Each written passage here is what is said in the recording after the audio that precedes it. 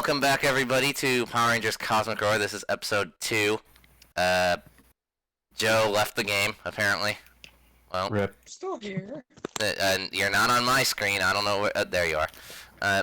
It's because my phone was. But so we have half the amount of people here now. Yeah, from here on out. Well, for the most part, anyway.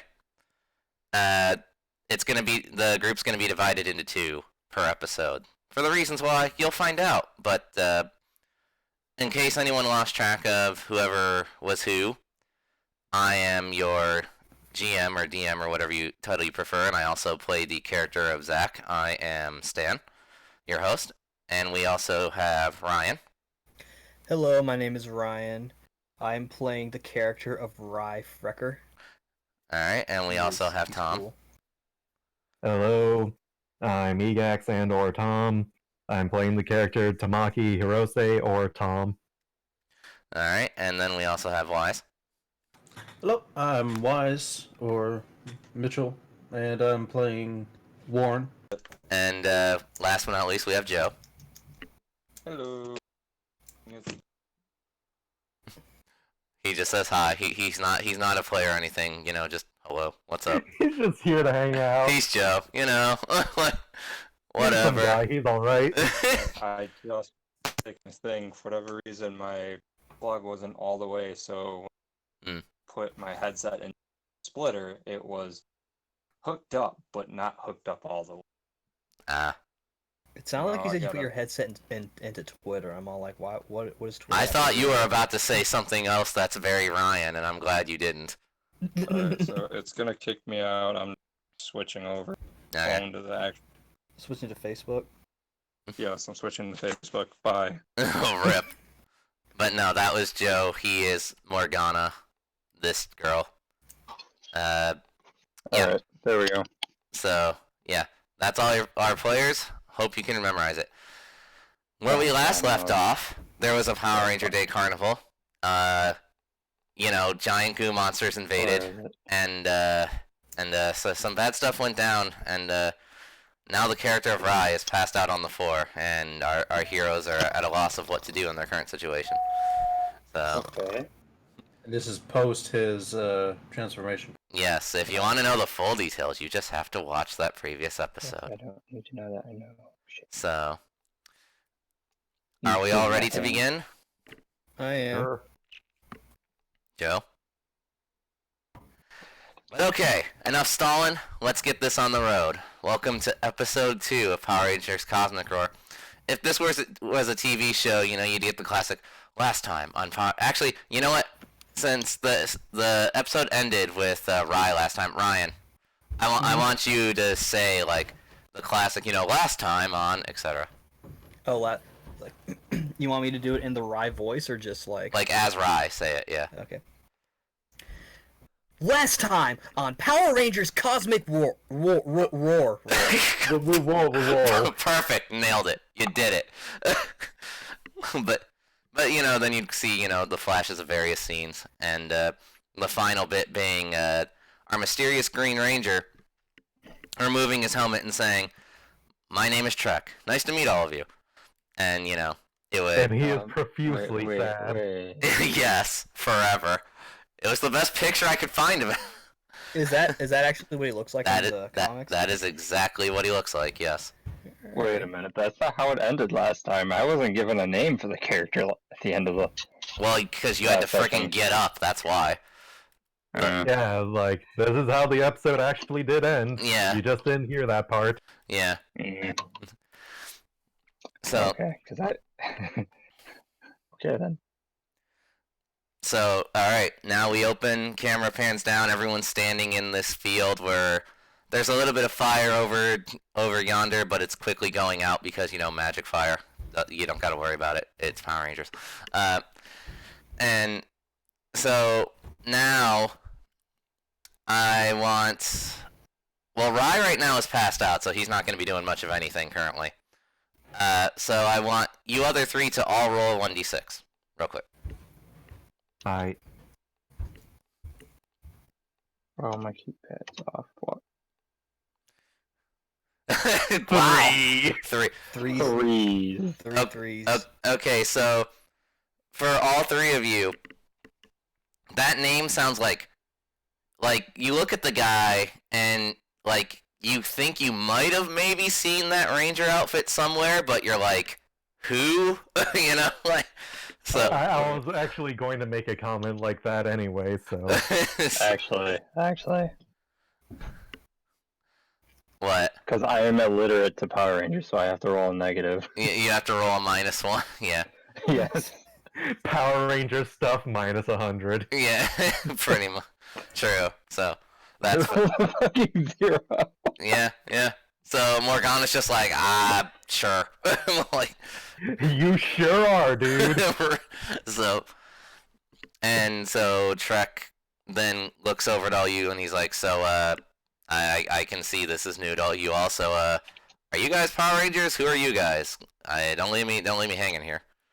My name is Tamaki. I'm just some 20-year-old girl in a band. I just was at the Power Rangers Festival because I wanted to have some fun. I don't know what's going on.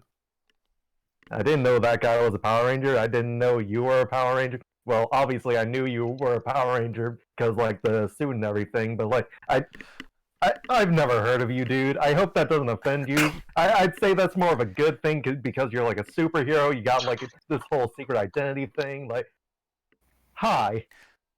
Trek just kind of looks at you and goes, Tom, calm down. It's all right.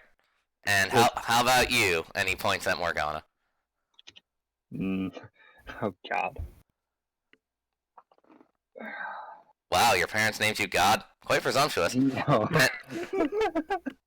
No, remember I'm typing because I can't do the voice.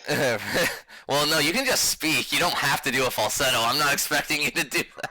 I mean, if you want to be authentic in this, we are playing Dungeons and Dragons after all. Oh my I god. like to be authentic, but shit. No, I'm not joking. Authentic Power Rangers. I wish, okay? Like... Oh, God. Okay, fine. My friends call me Morg. My name's Morgana. Really? Well, that's surprising, but I mean... Well, actually, why are you at the Power Ranger? Whatever. And then he, like, goes over to Warren. And he goes over to Warren, and he's like, and the real hero here, who are you, man? During this time, Warren was actually sweeping the field with his fire extinguisher. 'Cause, everything was on fire. He went over to the ooze puddle, and he was like, let's make sure they don't come back. Like... So he's just putting out the fire, and he just kind of looks over and he says, "Name's Ward. I was a mechanic at the fair. I don't know. I just followed them because they tried to make sure they weren't getting in trouble." Oh, I see. He just goes back to what they were doing. What is? Gotcha. I see you're quite the friendly type. All right, and he just kind of like questions all three of you at once. So, who's the surprise Red Ranger over there? Who? I hope he's not dead. And he kind of like just pokes Rye with his foot a little bit. Like, I don't think I ever caught his name. Nope. Don't know him. No idea. oh, well, that's a shame. Anyway, actually thinking about it, I don't think now's the time for pleasantries. And he looks past all of you, and he motions for you all to look. And I'm not gonna have you guys roll because this is something that like you'd have to literally be blind to not see it, right? It's not a challenge. Like, I mean, if you want to roll for it, by all means, but like Joe doesn't see it. apparently, like, so over yonder, back where the fair was, keyword, now is just this giant pool of like this dark black just ooze and goop just kind of swirling in place. Like, it almost looks like a frickin' lake with how expansive it is. Like, there is no sign of the carnival, like, at all. Like, that entire bit of land has just been eaten in its entirety. Is that spreading? And Trek just kind of, like, puts, like, a hand over his eyes, and he's like, doesn't seem like it, but it's probably cause for concern. Yeah, that ain't natural. You guys have any idea what that stuff is? I just kind of got a call to come to this area when aliens or something attacked, and I found those, like, ink monsters. Anyone know what's up with that? They rain Dude, from the I'm sky. just like a teenager. Like, I'm a kid. You're a Power Ranger. If you don't know what's going on, I sure as heck don't. Nope. No clue. They rained from the sky. I honestly thought it was rain until they got closer. And then they started absorbing people. Oh, I see. Like, this guy almost got done, and yet again, he kind of pokes Rye with his foot a little bit. No respect for this kid. And for whatever reason, they... after 2 kicks. Nah, it's not like an actual, like, super kick. It's just kind of like a nudge. Just like a little nudge. Yeah. And for whatever reason, they seem to be completely resistant to most physical damage unless it's coming from any kind of emotions at Trek. From you. I hit it with the biggest wrench. I hit one of those things with the biggest wrench I had, and it ate it. It ate my wrench. Oh. Didn't someone swing a tree at him too, and it just ate the tree? Wait, wasn't I the one that swung the tree? Morgana, you don't seem to have a very good memory. But, so... She just It's talking been to a herself long like, 5 wait, minutes. did I do that? So, hold on, let me roll for something. Oh, okay, perfect. So, Trek, like, goes to say something, and then you all hear this noise from above. It kind of sounds like sort of a jet engine, but, like, not. It's like this weird alien sound you, like, have never heard before. And... What is that ching? Yeah, so... And then overhead, the giant object, the giant UFO, as in literally unidentified flying object, not a flying saucer, passes overhead over the giant pool that Trek pointed out earlier. And like, it doesn't even, like, shoot anything down or, like, open up or anything. The pool just kind of, like, swirls and, like, gradually, like, funnels itself up onto this giant object. And, like, latches itself onto it, like, slowly. And so Trek's like, so I take it you guys don't know what that's all about either. I guess that takes care of cleanup. Warren raises a hand. He says, "My guess, they just got delivered food." Yeah, sounds about right. To be completely fair, I thought you were just gonna do the whole aliens. Just the meme. Aliens. Yes. I'm not saying it was aliens, but it was aliens. And so then after, and it's not like a super slow process, it gets done fairly quickly, like, you know, latching itself to this giant object, and then the object, like, soars off, like, into the distance, and is very quickly out of sight. And so Trek just kind of looks around, and he's like, so are you guys the only ones who got out, or are there other civilians around here, do you know? I hope others got out. We were just kind of worried about ourselves. Well, I can't speak for everyone else, but, like, I've only seen, like, these 3, and I think there was a fox boy, but he's gone now. I'll have to look into that later, and Trek, like, kind of makes a little mental note to himself. And After the first guy got absorbed, it kind of turned into pandemonium. People ran. I'm sure other people got away from it. I think I saw another group of people head off in another direction after we left the circus grounds. Well, that's good at least. And so then he just kind of looks at Rye real quick because, like, he's kind of getting, like, not to, like, a super visible degree, but he's, like, kind of getting annoyed that there's, like, no definitive answers at this point. And so, Ryan, I want you to roll a 1d6 for me real quick. Sure. 5, okay. So, now we get, like, this flash, right? Flashback sequence, okay?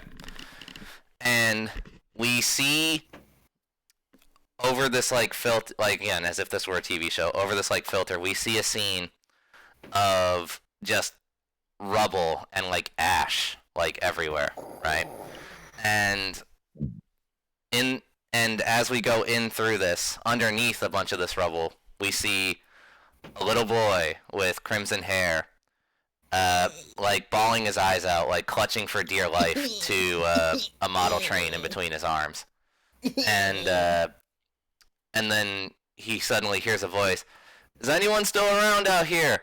Hello! And the shadow, all he can see is like a shadow, like moving towards him. And then suddenly, from the small opening in the rubble that he's under, it suddenly like opens up, and all the audience could see is like a white gloved hand reaching out to this little boy, and he's like, "You're safe now. Come on, I got you." And then it ends, and suddenly Rye comes back into consciousness. Whoa! Welcome back to the world of the living. What Whatever your name happened? is. Well, from what these guys told me, everyone got eaten. Would you know anything about that? Eaten? Oh, right. The carnival. Yeah, you mind filling me in here? Red Ranger, and Trek kind of puts that in air quotes. Like, Warren dangles a bottle of water in front of him. Thanks. Wait, I got sound effects. Wait, no, that was... I had Gatorade with me, but it's... rip. So, remind my memory, during that section where I was in the... or where Rye, was in the... his ranger suit, was he aware? He was like half aware, half not. Half aware? I'm not sure, like... I remember all those black things came out, and I remember feeling really strange, but, also kind of, powerful. And now I'm here. So, sorry, man, but I don't know if I can tell you anything that they haven't already told you. So, are you a Power Ranger or not? I mean, did you know you were a Power Ranger before you became one?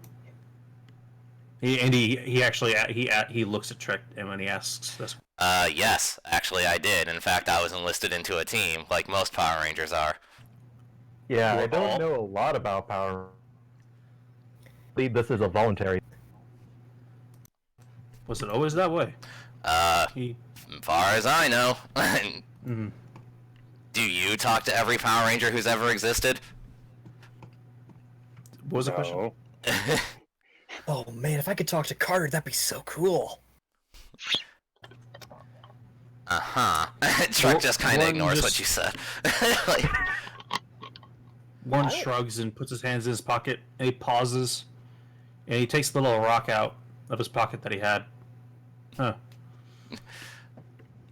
He just kind of studies it for a little bit. Trek just kind of looks, and good timing actually, because I was about to do this too. Okay, so Trek, he notices little glass thing, but he really doesn't think much of it. And now I want the rest of you to roll to see if you like make the connection or not.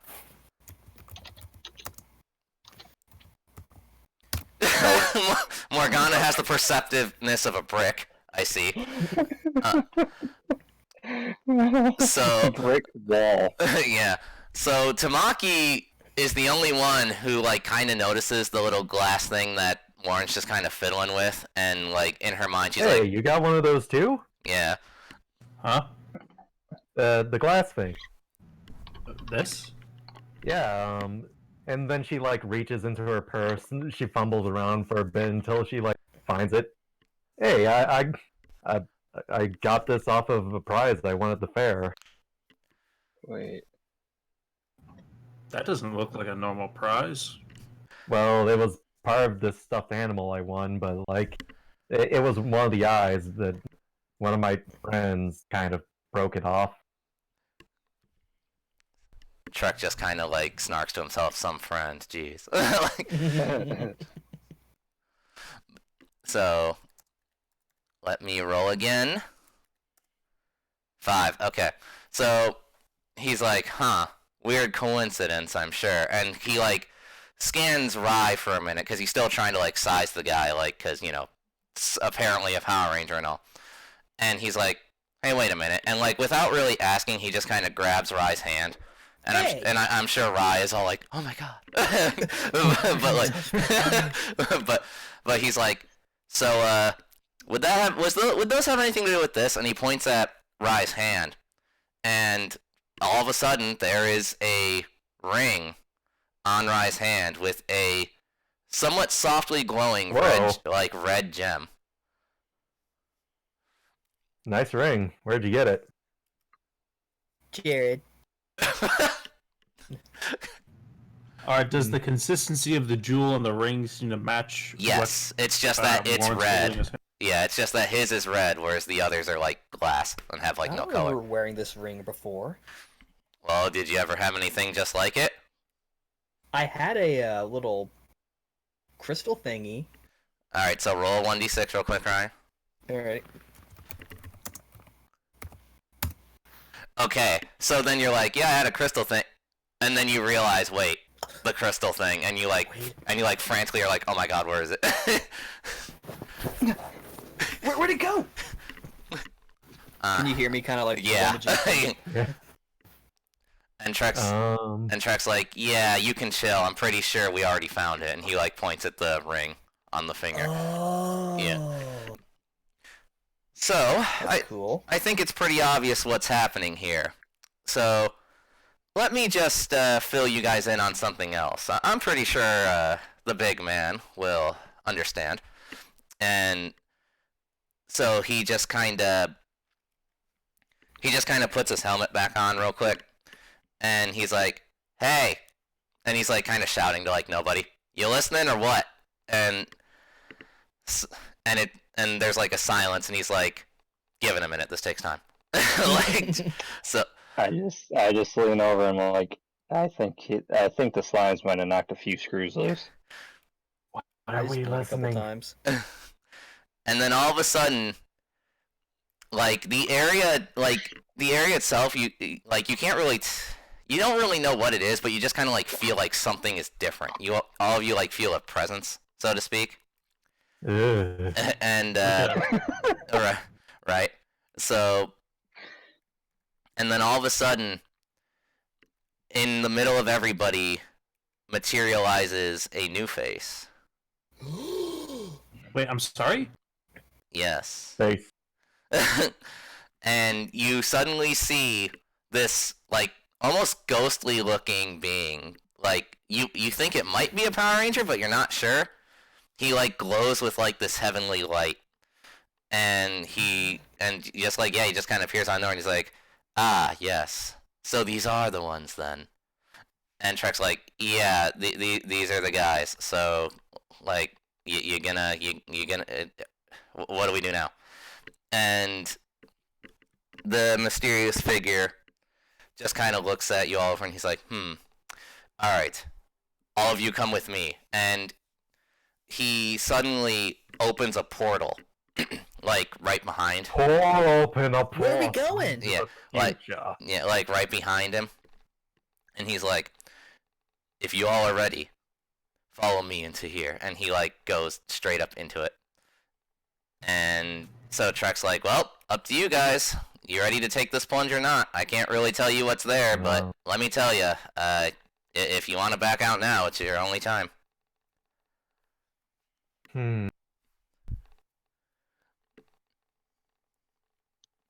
I'll see you in a few months. Warren looks down at the jewel and he says, seriously? Warren's the only one who's put two and two together. He seems to struggle with it, and he looks down at his toolbox and he looks around at basically the devastation and where the park was.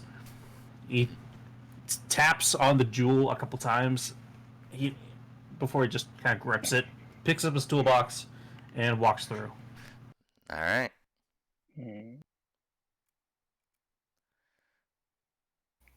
On the one hand, great power. On the other hand, great responsibility.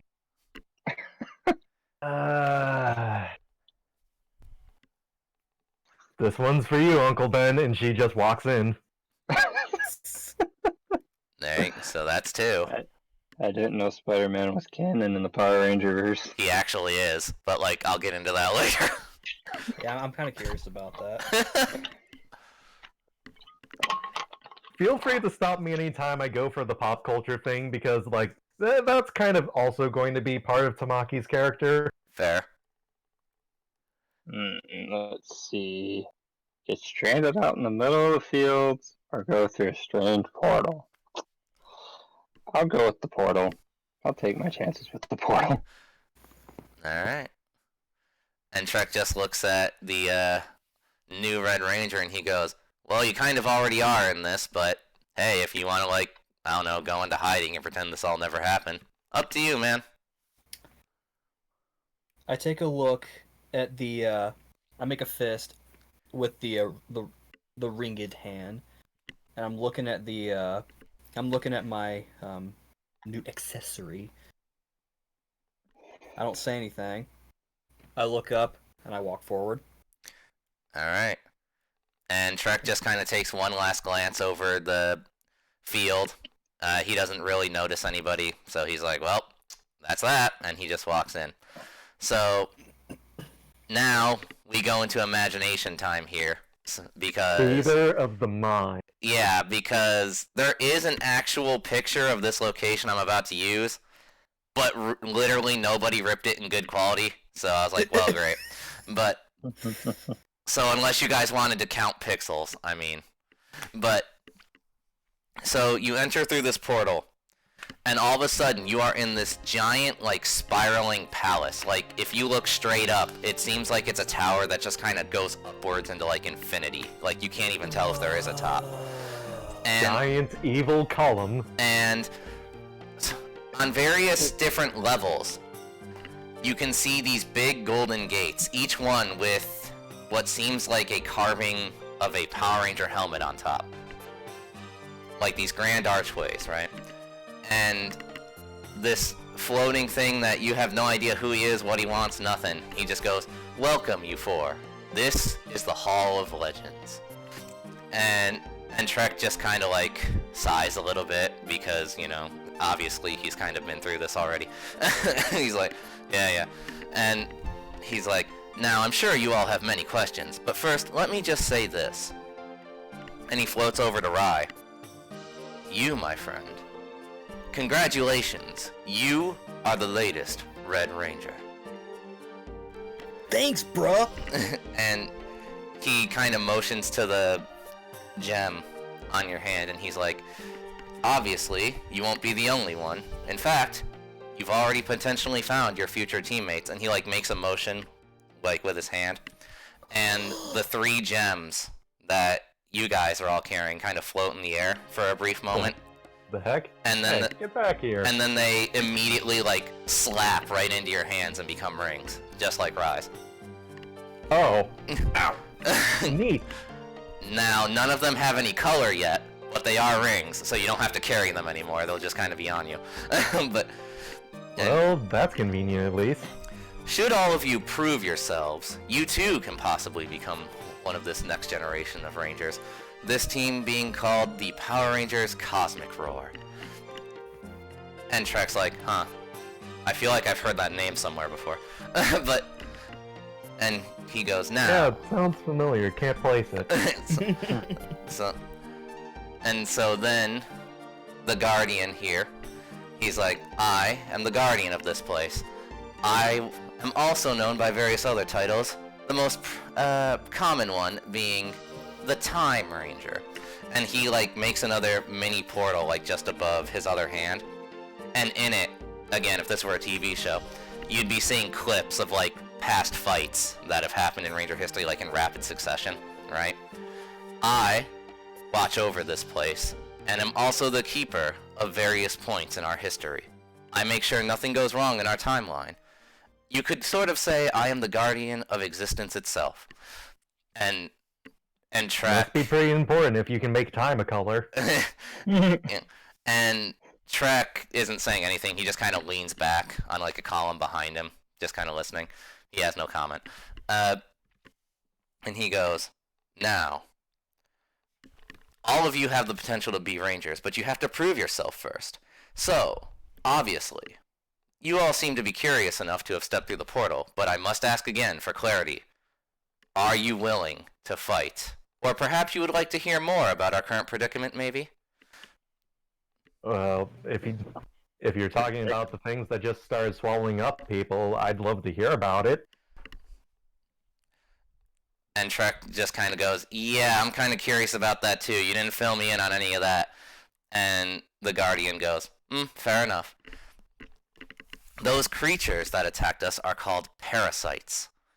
They come in great swarms, and as you have seen firsthand, as soon as they find a living organism, sometimes even not living organisms, they consume, and they move onward to wherever they wish to feed next. It is not exactly a pretty sight, I'm sure you've all noticed. Yeah. Now, I can't tell you who is sending these or why, as, let's just say, a recent encounter I've had has drained me of much of my power, which is why I have decided to send the Aura Stones down to Earth to see the new Guardians of this time. And when he says Aura Stones, he motions to the rings you all are wearing. So, Question. yes. So did these stones pick us, or is it just happenstance? And the Guardian goes, well, everything happens for a reason. And he, like, just kind of a non-answer. I imagine it could have literally been anyone, but we're being tested to make sure that we're the ones. Like, is that a suitable explanation? The Guardian goes, certainly. That's it. All right, Nothing else. Another question, Time Guy. Do you happen to know about, like, any survivors of what just happened? Like, could you tell me who was able to make it out of that fair? One moment. And he kind of just, like, you kind of can't tell because his head looks like a helmet. But he, like, seems to focus for a sec. And he's like, yes. There are some people who did make it out. They're safe. However, I don't know the names of any of these people. You would have to figure that out on your own. Could you do that time thingy again where you, like, show us things and could just flash back to that point where you could show us them escaping, or would that drain more of your power? Let me see. And he, like, focuses a little more. I can give you a brief glimpse. And he, like, opens another little mini portal. And all that is shown is Tamaki's 3 bandmates just kind of, like, hoofing it, like, pushing other people away, and like they made it out. They're fine. Like they got in the van, they got in the band van and just, like, boom, out of there. Thank you for that. You don't know how much that means to me. Of course. Now, should you all decide to become the new Rangers, or if you even become them at all, you can consider this hall your new base of operations, should you so decide to. I assure you, even in my weakened state, no evil can step forth in this place, unless I allow them to, but that's never going to happen. Question. Yes? Where are the snacks? Tamaki just kind of sighs, she reaches in her purse, and she pulls out, like, a bag of animal crackers and just kind of, like, tosses it his way. Thank you. Question. Yes?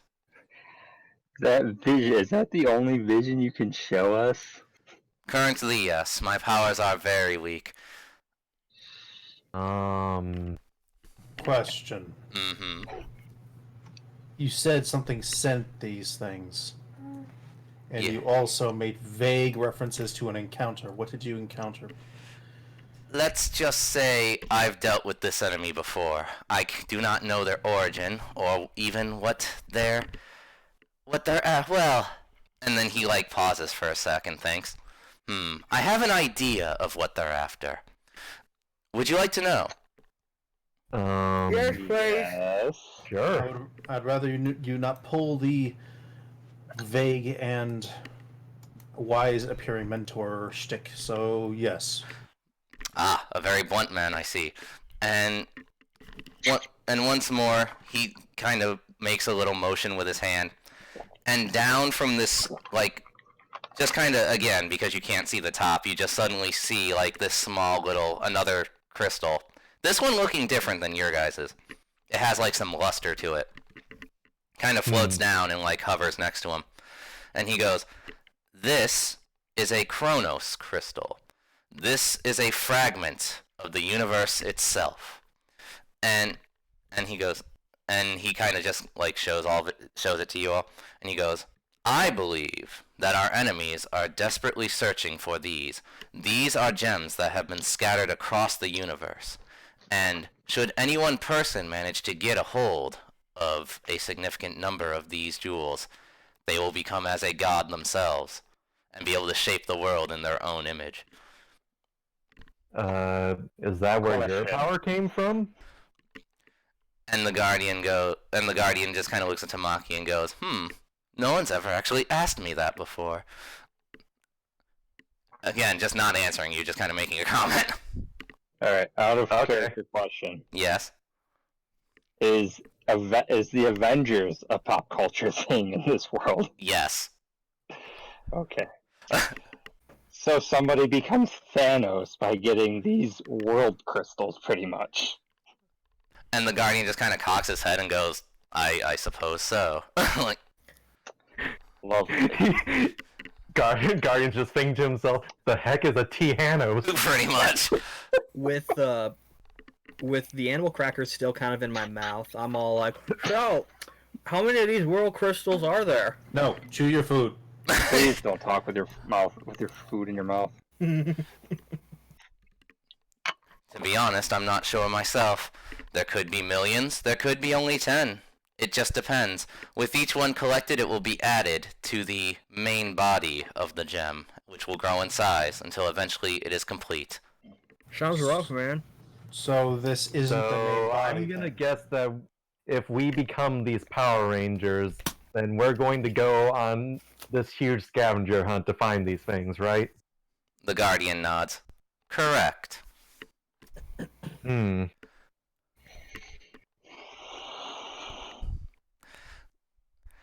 And then he just kind of, like, lets the crystal float back upwards into, like, infinity. And he goes, "As well, I have enlisted Trek here to help you."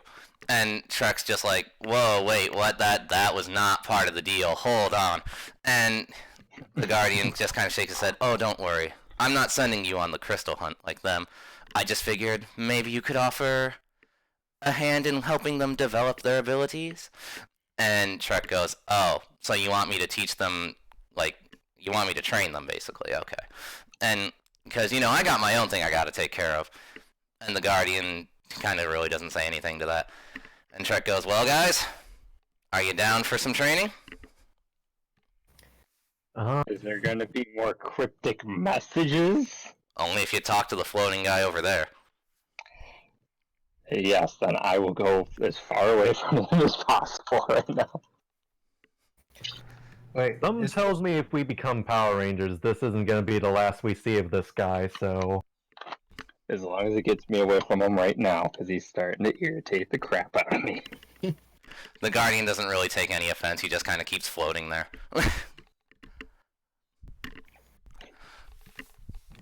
one last question. Actually, a question for you. What was this? What was the green guy's name again? Trek. Correct. Oh, can you make that visible? Oh, it is visible. Okay. Guardian's big head just keeps blocking his name tag. Pretty much. Yeah.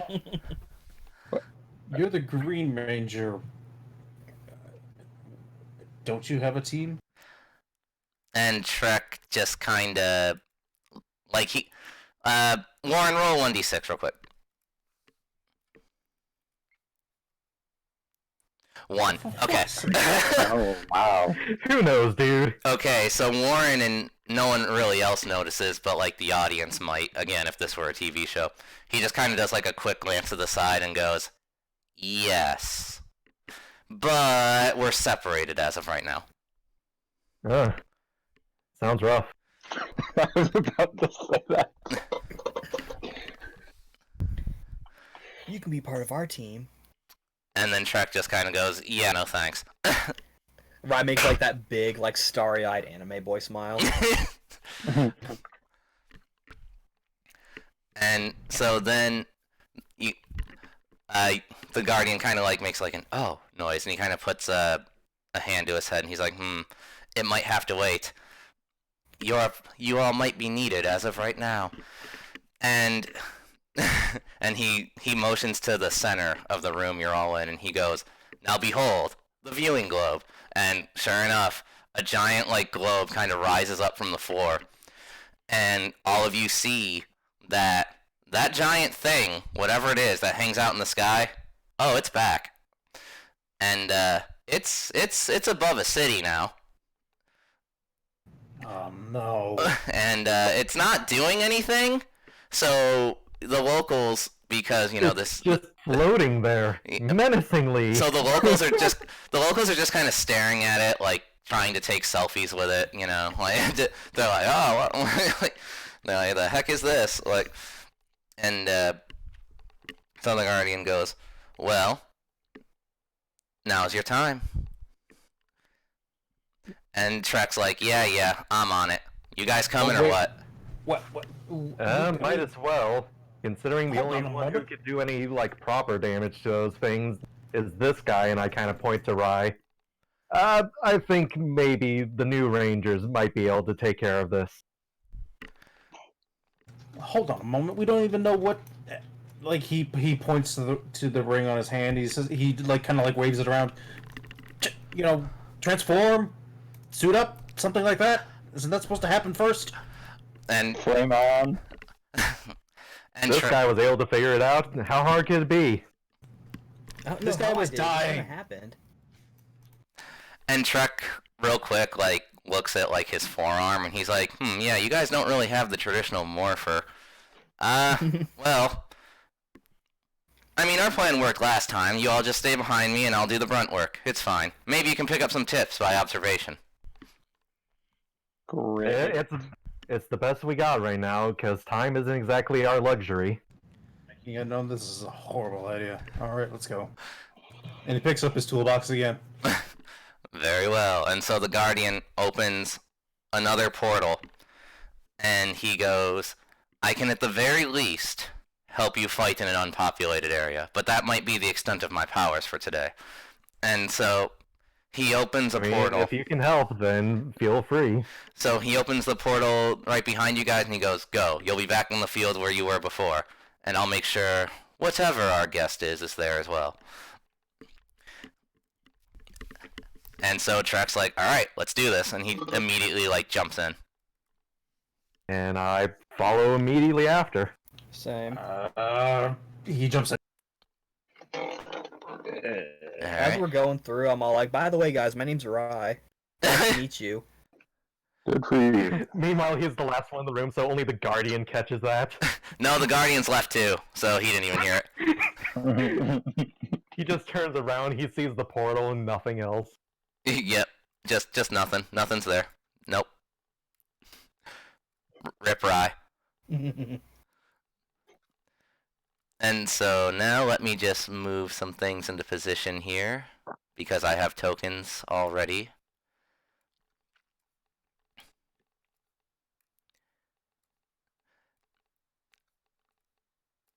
Alright, so you all are now back on the field, and sure enough, just like the Guardian said, up in the sky is that weird object, which kind of looks like a giant like pyramid or a spike or like something. Like, again, you really can't make it out, but it definitely doesn't look friendly. And sure enough, like rain, these black droplets drop down, and a few of these parasites begin to form on the ground in front of all of you. Great. And so Trek's like, Trek, hmm? any advice on, you know, getting this thing working? And he waves his finger, waves his ringed hand at him again, because I don't think I'm going to be doing much. I didn't do much help before. I don't think that's going to change just because I got a ring on my hand. And Trek just kind of goes, "Look, dude, your guess is as good as mine. You think I can decipher his cryptic nonsense as friggin' better than you guys? Not really." All right, different question then. Fair How do enough. you turn on and on your ranger form? Like, I was about to surely ask you got some sort of way to transform. Oh, that's easy. I just never untransform. What? How did you transform the first time? And he doesn't even answer. He just draws his sword, and he's like, "All right, let's do this." And so the three oozes are now like almost fully formed, and he's like, "All right, Red Ranger guy, it's time. Come on, morph. Let's do this." Oh, okay. All right, Rye, roll a 1d6 for me. Okay.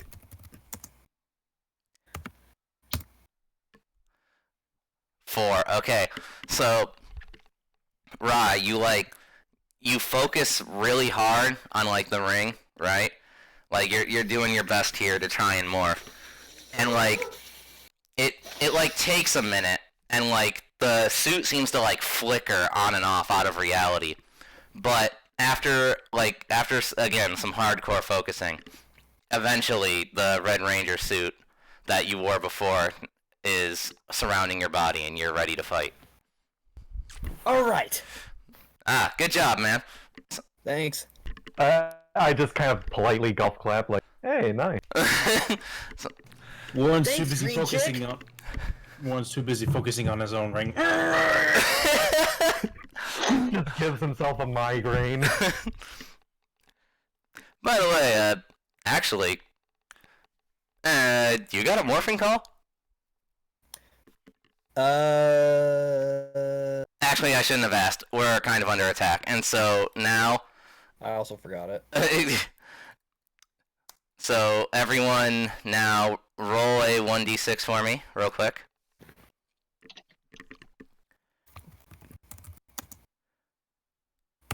Whatever it is, I'm ready. Yeah, Tamaki is in.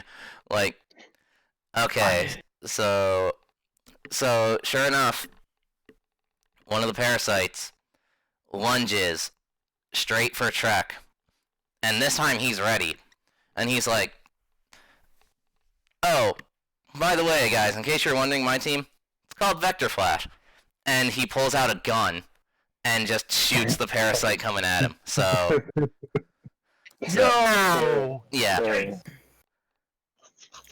right, and now I gotta Fucking roll eat for Warren. the parasite now. Ah, what the heck? Why is it not working? There. Okay. So he shoots it, and it like stops it dead in its tracks. Sparks fly, and it does.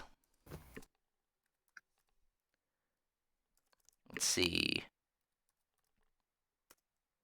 13. So yeah, it gets blasted up pretty bad. So Did you always have that? yeah, I did. Why didn't you use it in your last encounter with these things? Oh, I'm sorry. Have you ever tried to fire a gun while being surrounded by alien goop monsters? It's not easy. Yeah. Just shrugs. Like, so then he's like, actually, in fact, and he throws the gun. He kind of just lops it towards you guys. All of you roll 1d6 real quick. Oh, so it would help if I was in the chat box. Okay, so Tamaki like reaches out and grabs the gun out of midair. And he's like, "All right, I want you to give us cover fire with that. Got it?" Okay, can do. And so another parasite right behind the first one lunges yet again, this time at Rye. And Tamaki, I'll let you do an intervening action if you so wish. Alright. I'm gonna see the thing, like, try to move at Rye, and I'm gonna try to, like, let out a shot to, like, intercept it so it doesn't, like, quite reach him.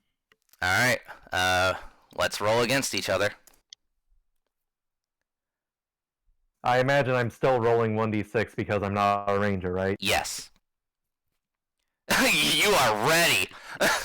So yeah, like a crack shoot, Tamaki, you instantly like whip the gun forward and just fire a few blasts, and yeah, you nail the parasite right there. Roll another 1d6 for damage. All right. well, you hit it, but like only one. I just wanted to stop it. I wasn't trying to like damage it. Yeah, you just like shot the ground around it, so it just like stops dead in its tracks. Like, oh, okay. So, and now the third one doesn't lunge. Instead, it tries to like sneak around. Like it's not trying to draw attention to itself. It's just doing a thing. Like it's like ignore me, don't worry. So go sneak up on you. Yeah. So now it is Rye's turn. Rye, what would you like to do? Do I notice the ones trying to sneak around? Roll 1d6. Roll perception. Well, actually, you're a ranger. Roll 2d6. Oh, so it for our morph form, it's 2d6. Yes. Is that right? All right, let me change that because So 1d6 in regular form and 2d6 in morph form. Yes. Alrighty. I had the outdated rule, so I needed to change that. Yeah, no problem. Alright, so you said 2d6? Yes. Alright. 7. Okay, so yeah, you notice that there's a third one just kind of slithering, like just trying to like get a flank on you, basically. Yeah.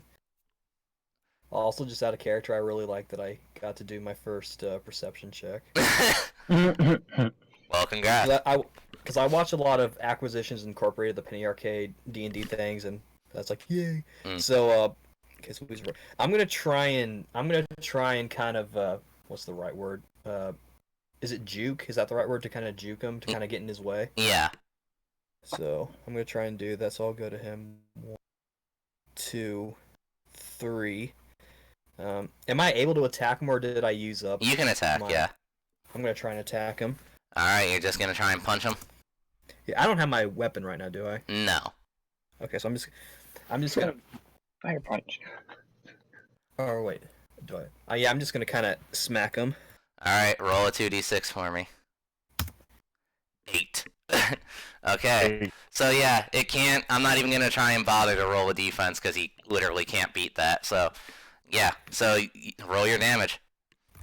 The damage is also 2d6, right? Or is yes. it 1d6? Okay. 4. Alright. So you punch it, but then like your fist kind of like gets stuck in it a little bit, and you have to like slowly pull it out. You're just kind of like, like, so yeah, not the best look, but I mean you heard it, so good job. Right. Like, right, so now it is. Let me scroll up real quick because let's see. Okay, that's what I thought. I was just making sure. So now it's Warren's turn. Huh? Warren. Alright. Yeah. Alright. No problem. Warren is kind of like hunkered down, just like focusing on his ring. Like, come on, you stupid piece of garbage. I said yes already. Come on. Mm-hmm. I've agreed to the terms of service.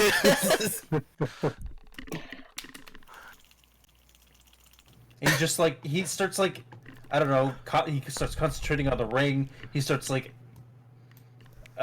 thinking of just like power, transforming, Power Ranger, hope, goodness, positive emotions.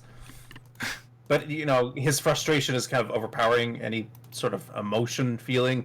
So he's just kind of going like he's just kind of giving himself a hernia. And as such, the ring just kind of doesn't react like at all. Like just nope. Can I call out to Warren and be all like, "You just gotta think really hard." If you want. Trust me, I'm pretty sure I'm thinking harder than you are. Ref. Alright, so that's Warren's turn. So now, Morgan, what are you gonna do in the face of this? Nothing.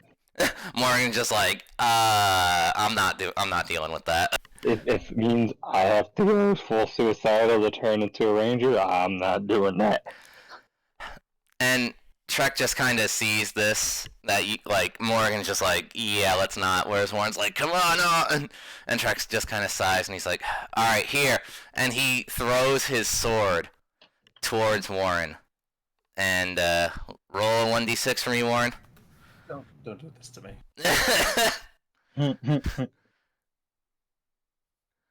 And drops it on the ground. And, instead, like, he means to throw it towards Warren. He's like, hey, and, like, lops it over. And Morgan's just like, do what? And, like, without even realizing it, she just kind of reaches out and, like, nabs it before Warren can even react. And she's like, oh. Okay. Like, and Trek's like, so, yeah, you know, if you want to help out at all. Alright. So, are you gonna make an attack, Morgan? Yes. Alright, so roll a 1d6. Okay. So Morgan's like, okay, and she just kind of like is like, ah, and like runs like head first at the thing and like takes a swing, and the thing just kind of dodges her like immediately, just kind of jiggles out of the way.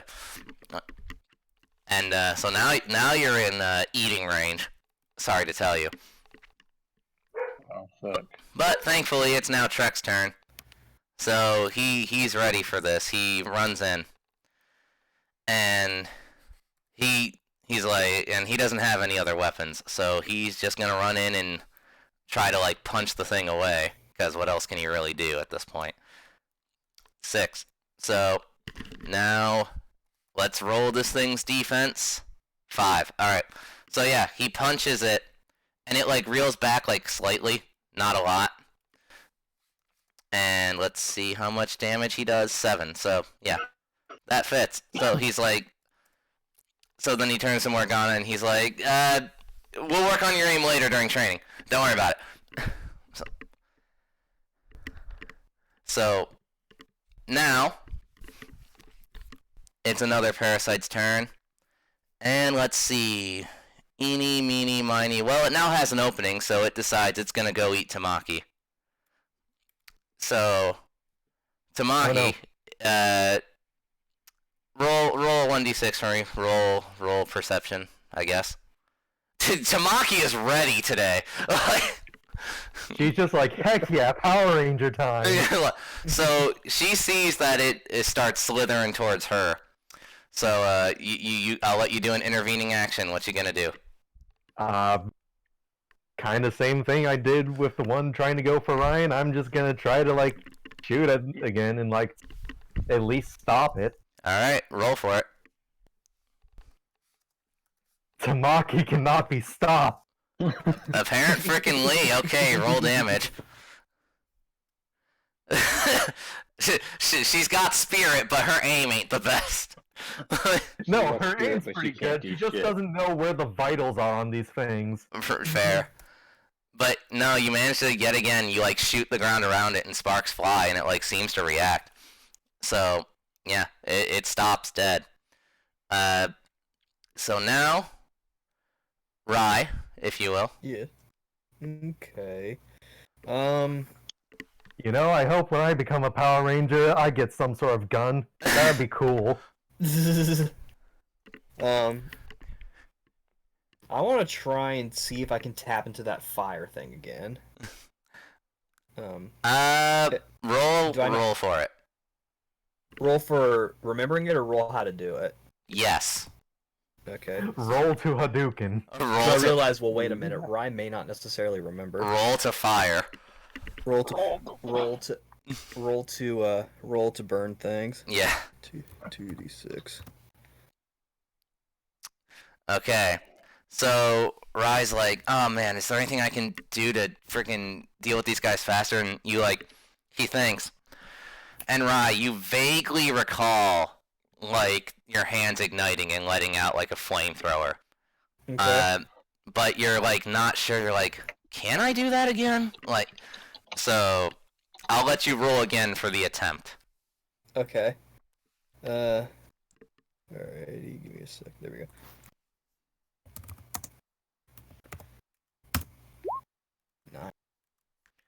9. Okay.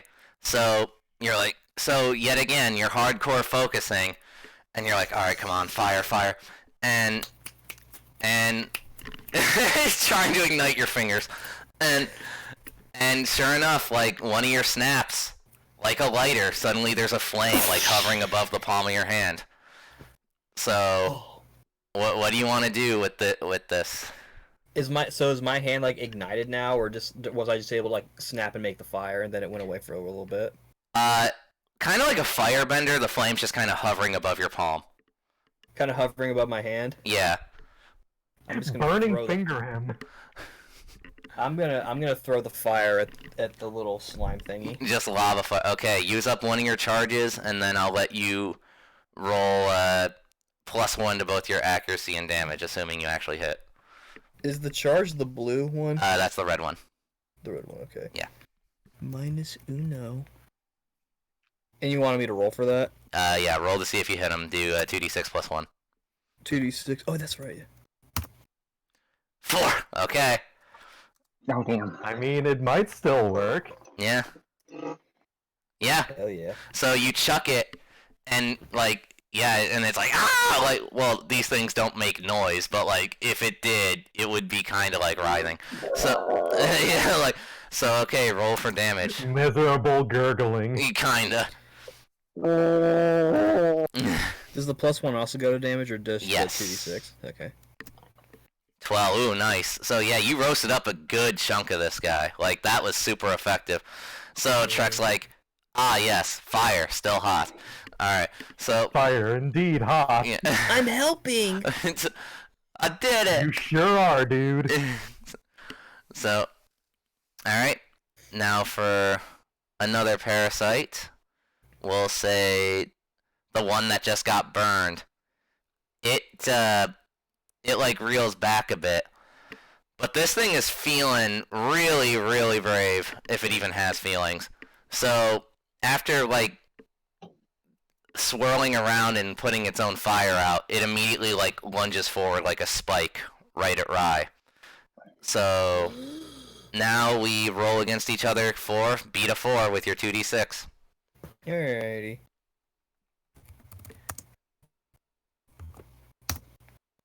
Nah. So, how do you want to do this? Do you want to block it or do you want to dodge it? I want to block, because I feel like that's more shonen anime protagonist. Okay. So, if you insist, so it lunges forward like a spike, and you like cross your arms in front of you to like block it, and you do. But now the ooze thing is kind of attached to your wrists. So good job on that. Like, so you notice it's starting to like kind of try and cover up your arms. So now, Warren, you see this going on. Are you gonna do anything, or are you still focusing on your ring? Shit.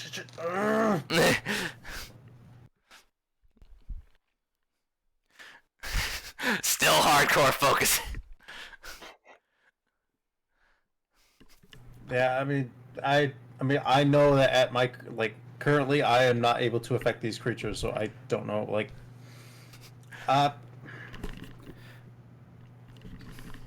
okay.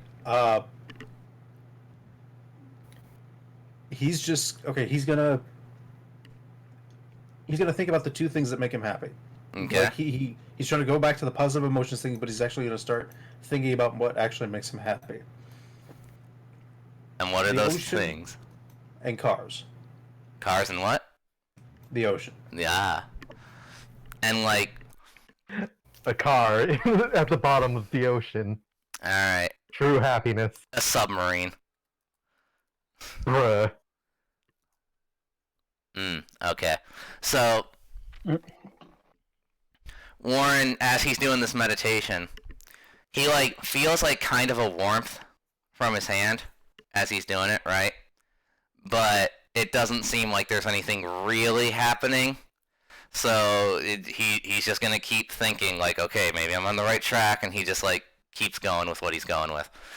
So Alright, now, Morgana, you too see that now there's an ooze thing latched on to Rye. Are you gonna do anything about it or not? Can I actually get to him, or? Let me count. Hold on. Yeah, you can. Just barely. Okay. Well then. And I will attack it. You're gonna take the sword to it? Yes. Alright. Roll for it. Was Morgana not engaged with that black ooze that he just kind of passed up? No, because Trek punched it back. So. Hmm. Yeah, it's weird how it's set up. Yeah.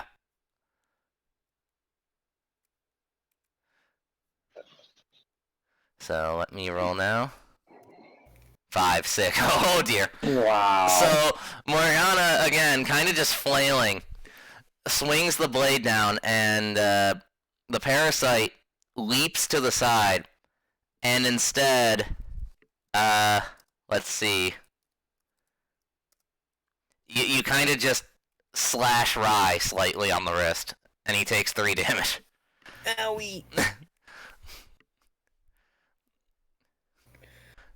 Good thing he has Power Ranger Yeah. armor. And Trek is like, okay, that's it. You've lost your sword privileges. Give it back. He just kind of force pulls it to retrieve it to his hand. Pretty much, yeah. So now Morgana's without a weapon. So, now, all these things are hurting, right? And Sure. and one of them got a taste of Rye. Well, that's the second time Rye's almost got eaten, now that we think about it. But, Yep, he fits the anime protagonist very well. so, now, they all gather up together, right? And they kind of meld into each other. Yeah? Ugh. So, Yeah. let me just remove these guys from you being able to see them for better effect. No, I wanted to... There. And this guy's gonna get all his health back. Alright. And so now they're just kind of one slightly bulkier parasite. And they all lunge at Rye yet again. So, now, the only people who are in a position to do anything right now are Rye, if he lets the thing get close enough to him, or Tamaki, because she's kind of got a gun. Yeah. So, Tamaki, you wanna do anything or no? Well, let's see if I can go free for free. Alright, roll it. Nope. Nope.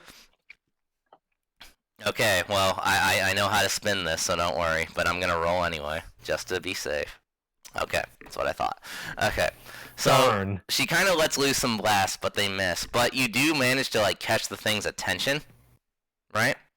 So, Sure. so instead, it's like, it changes directions and goes straight for her. And Okay, red guy, I got him distracted. Blast him with your fire. and hold on, let me roll something here. Oof. Okay, so it's moving actually really, really friggin' fast. So Rye Really fast for something like 4 times its original size. Oh yeah, yeah.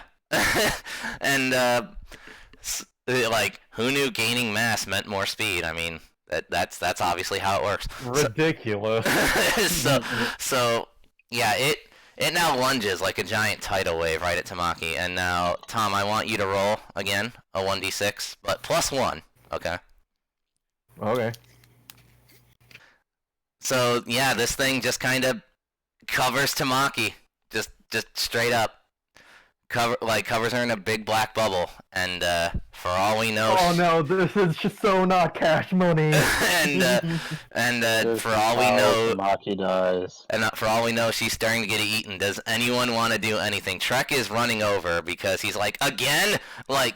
I want to try to use my fire to maybe like burn off the gooey guy. You go to ignite your hand, okay? And Trek calls out, "You sure that's wise? You might just end up burning her inside." Good. No. Oh, jeez. that was out of character. Okay, I didn't know we were Dark Rangers. But I gotta do something. And so Trek takes his sword out and he's like, "All right, we're gonna have to maybe do this the hard way. Sorry, kid." And he like lunges towards the bubble, right? Sure. And Tamaki, now you're covered in like this darkness, like you can't see anything. You don't feel anything attached to you at the moment, right? Oh, And yeah. you're just like, oh god, like you're. I would imagine she's kind of scared out of her wits right now. But, all right. Oh no. Oh heck. Oh oh dang. Okay, the dice were nice to me on this one, so I can go forward with what I was about to say. So you're like waiting there. You're like there, kind of clenched up, waiting for this thing to start eating you. But then you like kind of open your eyes slightly, and you're like, well, where's the eating? What? Like, and Why am I not soup? yeah, and you notice that this thing is literally just a bubble around you. Like it's not moving inward to get you at the moment. All right. And so I'm gonna. I try to like shout from the bubble and be like, "Hey, I'm okay." roll for it.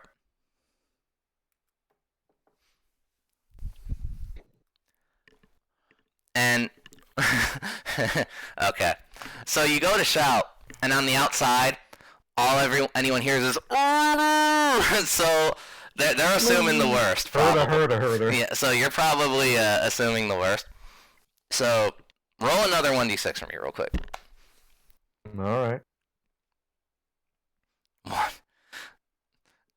Okay. So you're kind of just looking around. Again, you just kind of see like wiggling black stuff all around you in a bubble. And Wiggly. yeah. And so now I'm going to roll. Okay. So then suddenly Tamaki hears a voice in her head and a sensation in the back of it as well. And it sounds kind of familiar, but she really can't place it out, and she goes, "Now it's time for the second one to awaken." And the ring on her finger suddenly glows a brilliant green.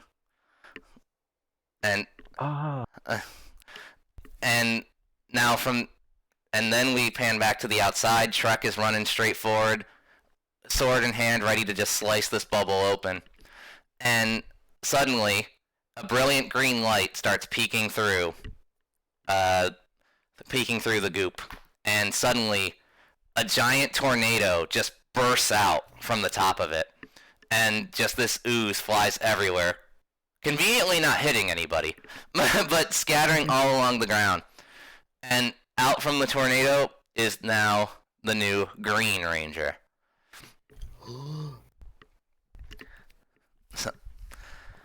And Trek's like, uh-huh.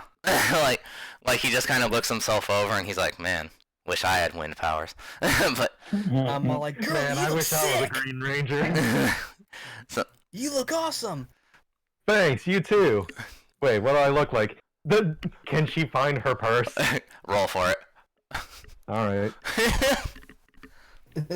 Well, technically, since I'm suited up. Yeah. Oh. You glance over to where you were standing before, and hey, your purse is like right there on the ground, conveniently not covered in goop.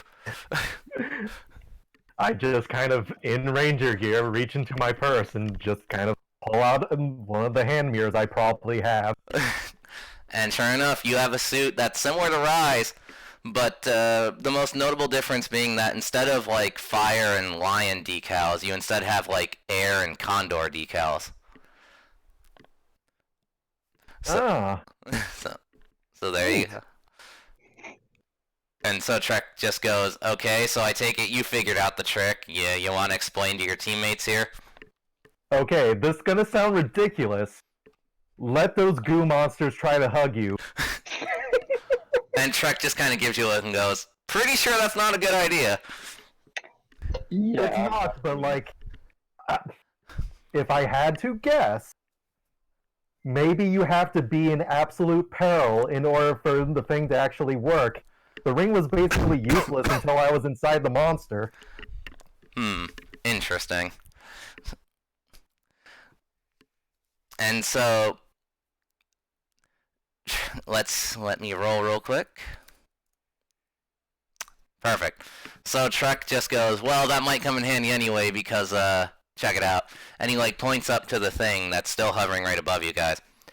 And sure enough, it drops down some more parasites to fight. And Tamaki, since this is your first morph, I'm gonna let you God mode for this whole encounter. Hell yeah. So, you now have initiative. What do you want to do about this oncoming menace? So these things are, like, currently raining down. Like, not all of them have, like, quite touched ground yet. Yeah. Alright. I'm going to be like, okay, so, suit, seems to have some sort of thing, I had some sort of force that wind, push. But she just kind of, like, thrusts her hands up towards the flying thing and just kind of, like, with all her might, push all of them back into the ship. like a giant wind Kamehameha. Okay, so yeah, you, like, thrust your hands upwards, and sure enough, a big typhoon forms and captures a bunch of the goop that's raining down and, like, swirls it straight back into the giant thing, like, slapping it right into it. It doesn't really seem to be effective, or affected rather, but yeah, you pushed him back. So good job. So, and Trek's like, so can all you do that? No. I had to guess. Each ranger has different, like, things they can do. Like, I guess ours is elemental things. I don't know. Do Power Rangers do that? Is there any Power Rangers who just kind of control the elements? And Trek just kind of goes, too many. But, so, and he's like, well, we're not done. And he's like, actually, wait, hold on. Because there's more goop now that's starting to drip down. In fact, even more. But I'm not going to add more tokens at the moment because it really doesn't matter that much. He just kind of walks over to Tamaki and he's like, give me that back. And he, like, takes his gun from her. So Could have said please. so yeah, now a few more of these have dropped down. Tamaki, you still wanted to take the initiative since you're feeling pretty powerful right now, all things considered. Oh yeah, I'm feeling it. Alright, what do you do? So, since these things don't exactly feel like just getting back in their ship and leaving, I'm going to, like, try to see if I can do, like, a different wind thing. Try to, like, sweep up the ones that are on the ground and, like, push them as far away from the city as possible. Okay. So you just kind of want to shoot them offward into, like, some random direction? Kind of like towards an abandoned field where they probably won't hurt anyone. Okay. So, act out this sequence where you just want to muster up your wind energy to just kind of, like, push them away or otherwise shred them up, one of the two. Alright, hopefully this works the second time. Come on. Think, wind, yeet! And sure enough, you feel like this rush of energy just coursing through your body, and you like swing your arms, and yet again this vortex of air just spirals out from behind you, and catches all of these parasites, and, like, not only just, like, carries them away, but, like, in the process also, like, shreds them up into, like, bits, and they just kind of, like, form a trail on the ground, and they're not reforming or moving or anything. They're just laying there, just dead, apparently. So good job. Hey. And it's at this point that the giant flying object, I guess, has had enough, because it immediately starts to, like, ascend up above the clouds and make its escape. So, yeah, good job, guys. You win. I guess that scared them off. Sweet. And so Trek, yet again, just kind of takes his helmet off. And he's like, oh, I guess I am being a little too formal here. And he, like, hits a thing on it. He taps his wrist. And now he is unmorphed in, like, regular civilian clothes. He's, like, wearing, like, a leather jacket and some green pants. Like, so he's like, yeah. Slightly more realistic than the orange pants. Oh yeah, most definitely. Like, he's like, well, good job. That's 2 of you at least. Wow. I'm actually a Power Ranger. You are now Cosmic Roar Green. Congratulations. I tried going up to Tamaki and I'm all like, good job! And I try to give her a high five. You know, it's because she's still feeling it, like, she'll high five, and hopefully not accidentally blow him in the other direction with Roll her it. wind. Roll one. I knew you were gonna do that. Roll 2d6. Yep. You go to high five and suddenly the wind, like, sweeps Rye from under his feet and he, like, just tumbles. Oh, sorry.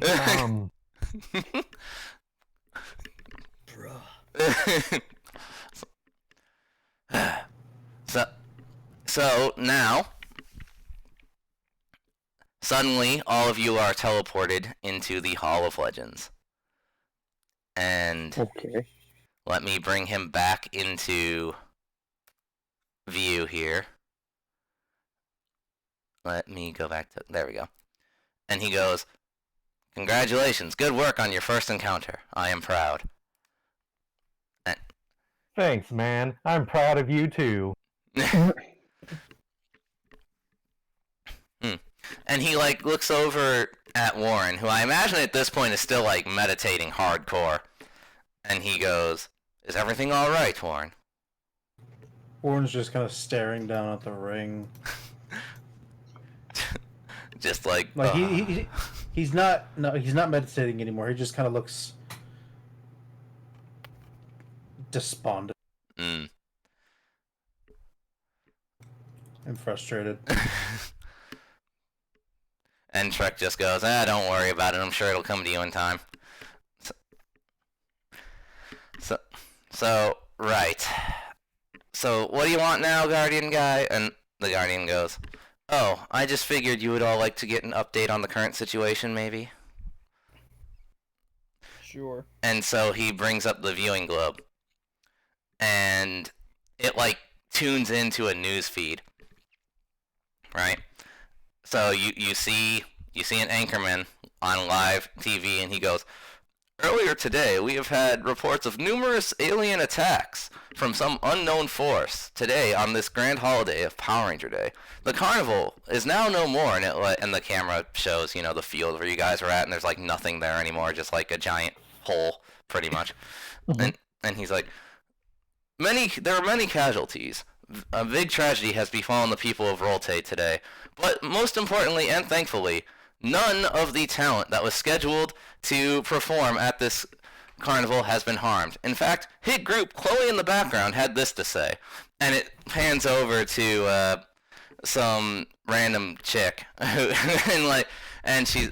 is apparently the alleged Chloe of this. And she goes, my heart goes out to everyone who's been affected by this tragedy, but it has given me so much inspiration for our next single. Be sure to buy it, coming out this November. And I imagine she's like twiddling like a lollipop in her fingers, and she's talking with like that valley girl, but like with a drawl. Yes. And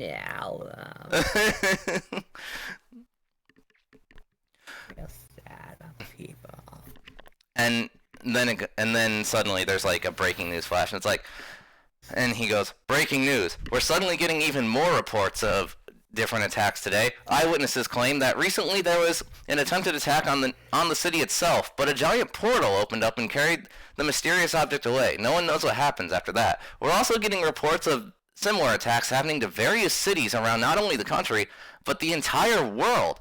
We'll give you more updates as they come. And now here's Ollie with the weather. And then the viewing globe just turns off. But Oh no! It's raining sideways. it's raining goop.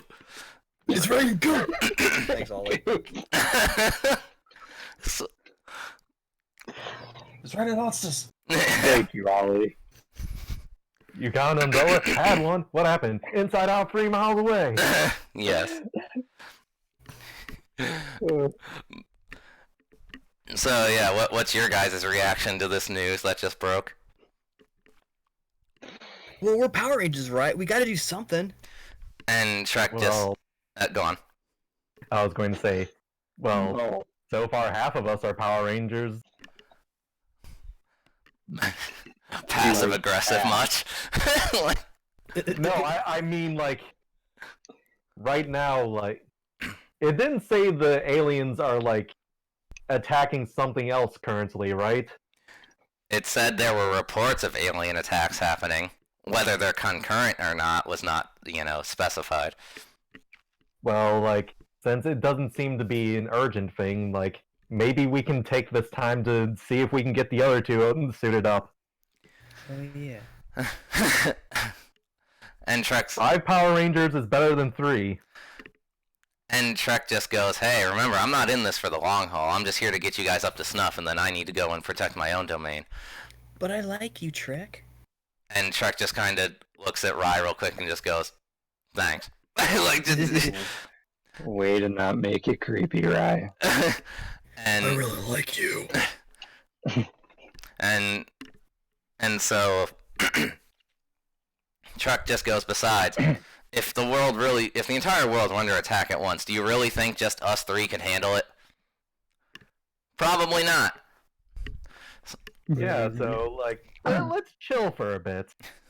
We're not in immediate danger. I guess you're right. And so then Trek just kind of looks over you all as a group and goes, so, the only thing I could think of is, maybe you haven't proven yourself to these rings yet. Maybe me whipping you guys into shape will help with that. So, who's up for some training? Yes. I never was the best at gym class. Alright. So, and then he turns towards the Guardian, he's like, so, is there a good spot for this, or what? And the Guardian just kind of, again, makes one of his hand gestures that he does. And suddenly, all of you are in this giant void.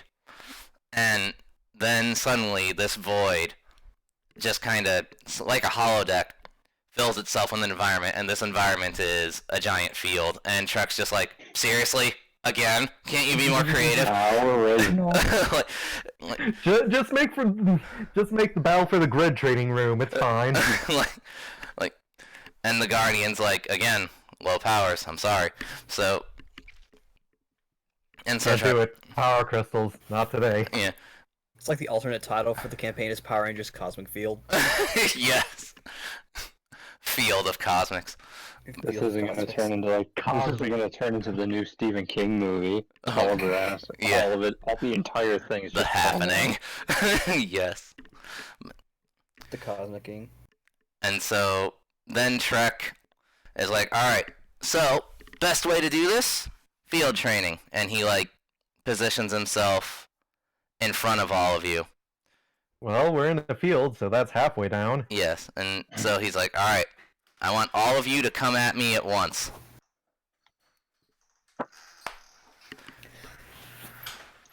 Yeah!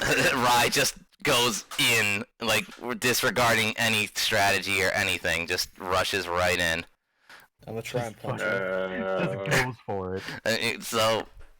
And Trek's like, oh, well, alright, so, alright, Rye, roll your 2d6. Alrighty. So I'm already morphed then? You're still morphed, you never unmorphed, so. Oh, that's right, yeah, we didn't unmorph. Yeah. 6. Meanwhile, Trek is unmorphed, so... 3. Still 2d6. So he like catches your punch, but you can tell you like actually did something a bit. Like he's like, "Oh, nice one," and so he's like, "What was your name again?" Rye. Bread. Got it. And so then he makes his counterattack, and now you roll yours. Okay.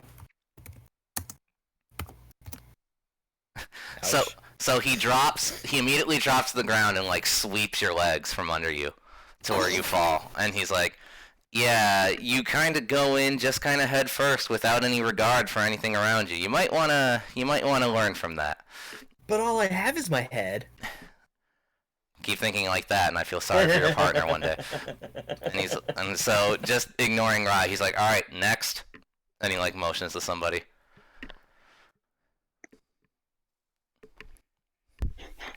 Well, you two want to go? Like... Everyone is scared. Warren takes his eyes off his ring and realizes we're back in the field again. No. Like he's been aware. He's just kind of frustrated. Mm-hmm. All right. See, he actually slams down his toolbox, opens it, and it takes out what looks like a sledgehammer. Oh, jeez. The dude doesn't have weapons. He's like, I'm gonna kill him.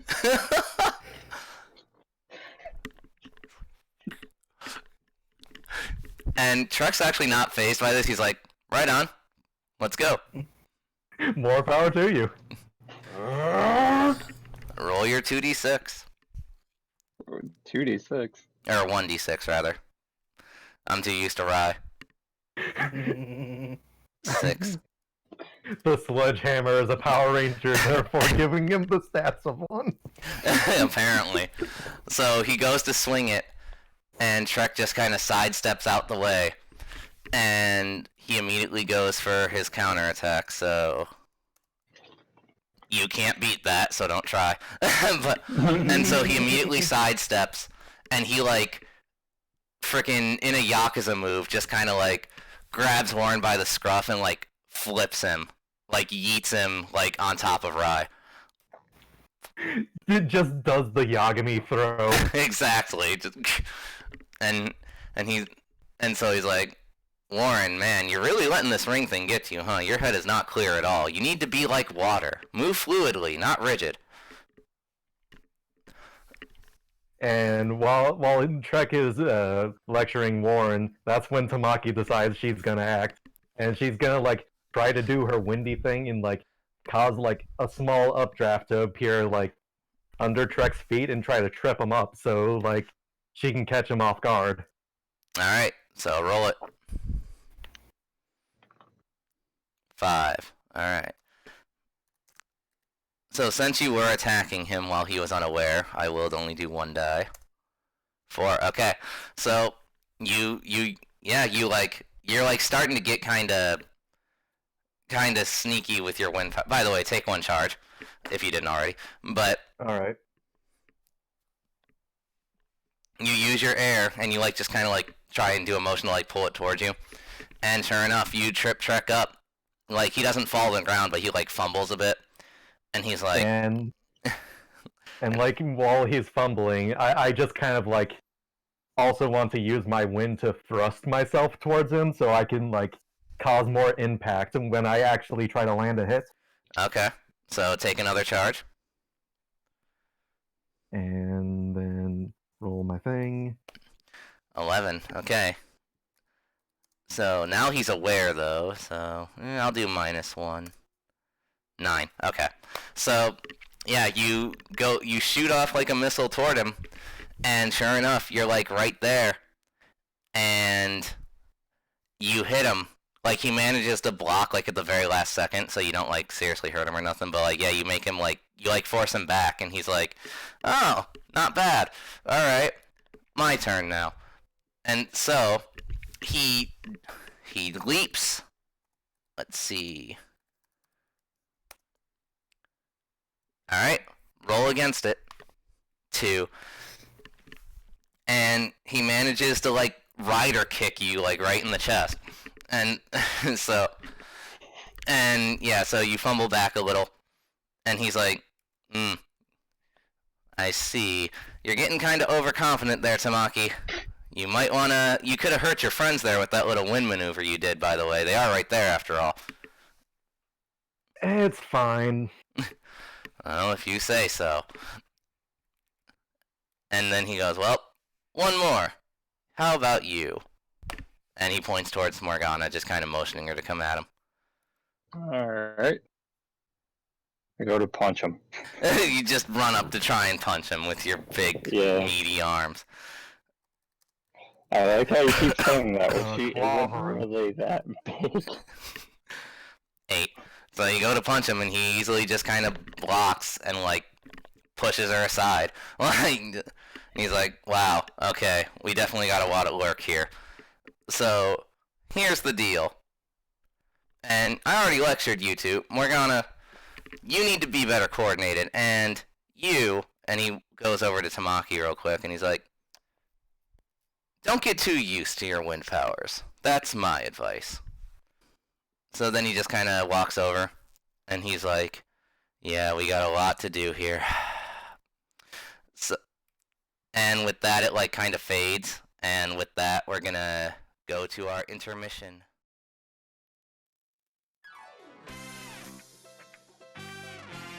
It's time for the Dear Tamaki Show! Thank you to all you viewers who have been sending in your questions. I actually have Rai here with me in order to help me out with these. Hi, how's Hey it Rai, going? what's the first question? The first question comes from Dev's Not Rye69. They write, do you like trains? I think they're pretty alright. Yeah? Cool. And the next question comes from WimeWire. They ask, what was your favorite food you've ever had on a train? I don't travel much. I haven't been on a train personally. Do you remember the last time you went on a train? No. I haven't been on a train before. Oh, that was actually pretty good because that was actually mine. I mean, sorry, Bye Rai Rai's question. That's what they wanted to know. The question after that is by Still Not Rai 5.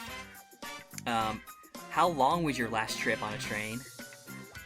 I'm sensing a pattern here. Yeah, no comment? Oh, okay, sure.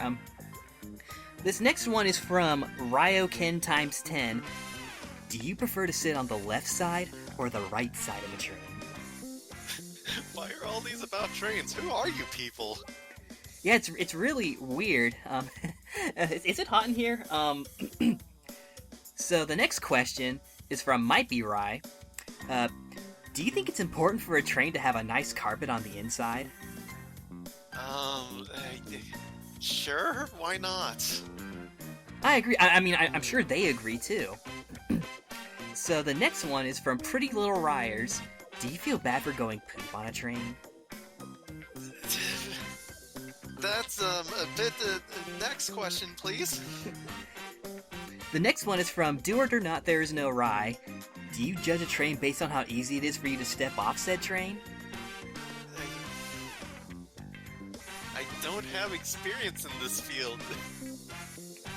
Well, I can definitely say that for me, yes, but that's not important here. So, the next one comes from Rye under a different email, and they write, do you think that the size of a window on a train correlates to your pleasure of looking out the window of a train? Are you kidding me? It's pretty important to trains. I should know because I love trains. You sure do, buddy. Do we got more questions? Yeah, we've got one more. This is from How Can Mirrors Be Real If Rye's Not Real? And they write, do you prefer trains that go ba-bum, ba-dum, or I'm out of here. Yeah, thank you for your time. Please send in more non-train related questions in the future. Okay, bye. Yeah, wait, no, I got more. Hey, come back.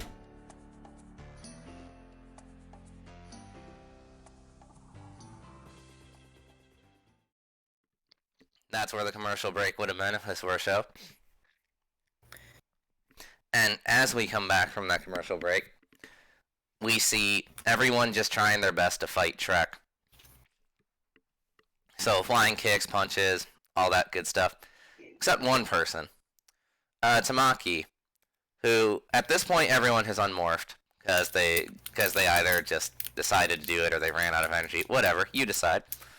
And out in the back, Tamaki is instead enjoying herself, just kind of floating on air and just kind of staring up at the presumably fake sky, just relaxing. Just, having a time. This the life. And so, Tamaki, please take another charge, if you don't mind.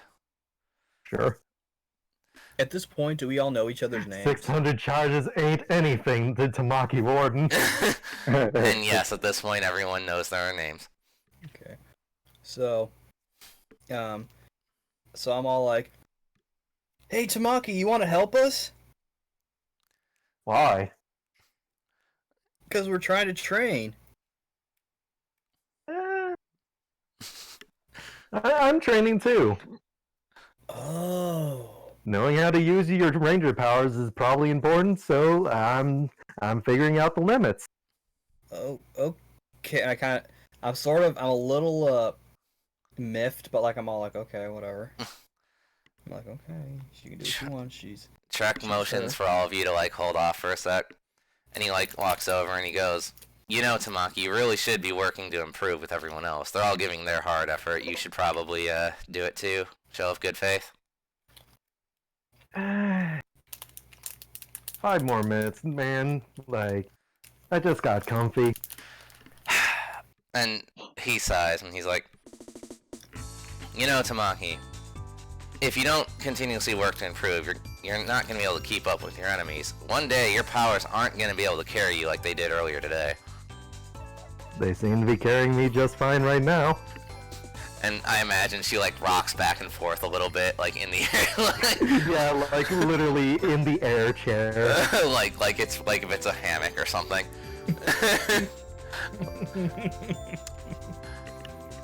And Trek just kind of puts his fingers to his temple and he's like, okay, if you insist. So he walks over. Training continues. And it transitions to a little bit later in the day. And the Guardian then floats down. And he goes, hard at work I see. Good work everyone. Have you made any substantial progress? No. Yes, actually. And Tamaki just kind of gets out of her air hammock and he's just all like, I learned how to do this. And you know that one scene in Avatar The Last Airbender where Aang spins the marble? Yes. She does that with her Power Rangers. Well. Somebody spends too much time watching TV. Okay, well, take another charge. This couldn't possibly come back to bite me. No. And the Guardian just kind of looks and goes, I suppose that is something you learned, yes. You sure did learn how to do that. And Trek just goes, yeah, if you're asking about the rings, accepting them, I don't think we've made much further progress. I don't know what's up with these two. And he kind of motions at Warren and Morgana. And the Guardian kind of floats over to them, kind of looks at him. He's like, perhaps it's a lack of passion that is holding them back. And so do you guys take anything to that or not? Well, we're gonna find out, I guess. Passion? What? I'm... It looks like I'm destined to save the world. How much more passionate can you get? And the Guardian goes, oftentimes it takes time to adjust to the life that has been thrust upon us. Isn't that true? Yes. And so then the Guardian, like, the hollow room he made for training just kind of fades, and you all are back in the Hall of Legends. And he goes, perhaps a history lesson might do you some good. And he motions to the gates that are all circling around, right? And he goes, within these gates are windows to various points of time. You cannot directly interact with them, but through them you can see windows of the past, to maybe learn from the experiences of rangers before you. And he motions to the most nearby gate, which is, well, I'm going to roll for it, because I do have a thing. I do have a table right in front of me for Roll it. for Power Rangers season. Pretty much, yeah. 2, oh, wow, that, okay. I honestly did not plan this, I swear to you. And he motions to the one that's the most close by at the time. And I'm not going to have you roll it because it's determined already. Rai, you notice that the helmet on top of this archway is the helmet of Lightspeed Rescue. And go on. I know that helmet. Yes, it is. This is a gate to the era of the Lightspeed Rescue Team. If any of you ever wish to learn from the past, you have permission to peer through any of these gates. Just ask. I want to. Very well, Rai. Which one would you like to look through? I want to look through Carter's. And the Guardian kind of like looks at the Lightspeed Rescue Gate, and he's like, I'm sorry to tell you, but Carter Grayson does not have a gate that belongs to he himself, I'm afraid. What do you mean? Each of these gates covers everyone who has ever been a part of the team. Not just any one ranger. No one ranger is more important than any other. Oh, well, okay. Isn't there one ranger that's like 4 rangers at once? Isn't he pretty important? Let me roll for something. 2. And so Trek kind of just interjects, and he's like, yeah, right. Frickin' guy who's full of himself. So, and then the Guardian goes, however, maybe a break would also do you some good. I'll leave it up to you, Rangers. Break time already? And Tamaki's like, I'm on it. Like, I don't know about you guys, but I want to learn about the other Rangers. Alright. Warren, Morgana, what would you like to do? One's up. I want to figure out what the hell happens to Quinn. Quinn? Who is Quinn? My friend that I kind of pushed out of the way when the slime thing showed up. And the Guardian yet again puts his hand to his head, like to try and peer. So 4, okay. And he's like, yes, I see you used him as a hammer for a game. I see. So,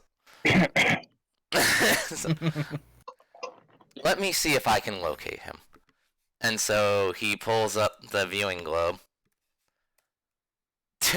and he it seems to like zoom through the nearby town of Rolte. And he goes, I'm sorry, but it seems your friend is nowhere to be found within the city at the very least. Oh, okay. Warren, what would you like to do with your time? I need to figure out this ring. If I'm going to be a Power Ranger, I need to figure out how it works. Very well. Maybe one of these fancy Power Ranger gates will show you someone who's had a similar time as a Ranger. Maybe they couldn't figure out their powers at first. Guardian, not all Power Rangers... Did all Power Rangers... Obviously not all Power Rangers chose to be Power Rangers. Like, they didn't volunteer for it. In our cases, it seems that, you know, we were chosen to be Power Rangers.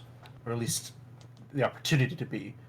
What other teams went through this sort of situation? Show me somebody who... somebody who... Someone where the power chose them, correct? Yes. One moment. And he once again focuses. Ah, I see. Well, I know of at least one person. And he motions to a far-off gate. Well, like, a little bit far off. It's obviously not so far off you can't see it, but, like, it's a little further away. So, roll a 1d6 for me, Warren.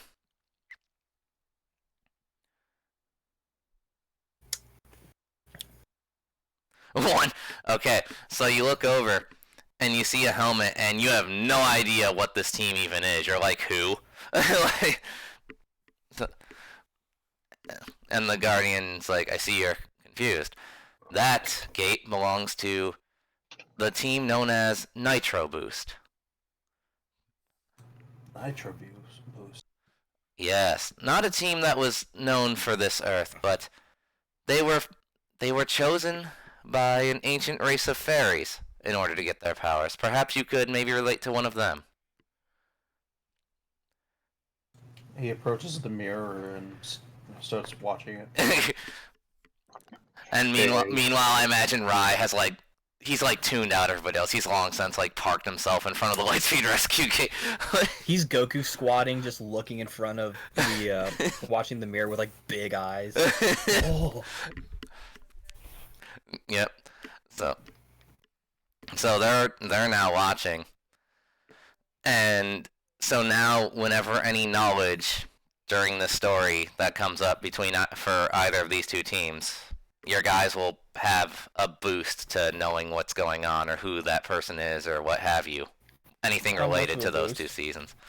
I'll say a +2 because it's pretty significant. So, okay. So yeah.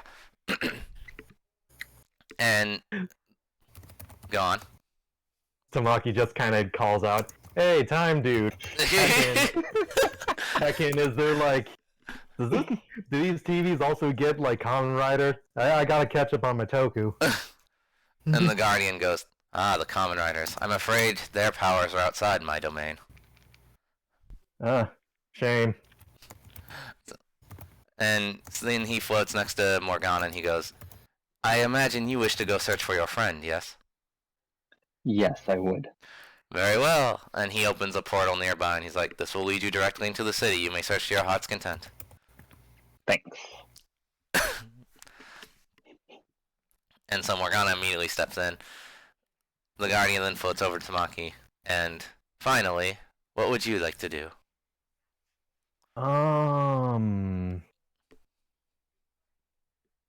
Well, Trek mentioned earlier there was at least a couple of Power Rangers teams who had elemental powers. Can you show me? I'll leave it up to you. Pick your favorite of people who have that kind of theme going for them. Oh, I certainly don't have a favorite. And yet again, he focuses. Doesn't have a favorite, immediately brings up a favorite. Nah. And he goes, interesting. You're not really sure what he's saying interesting about, because he's not going to explain nothing.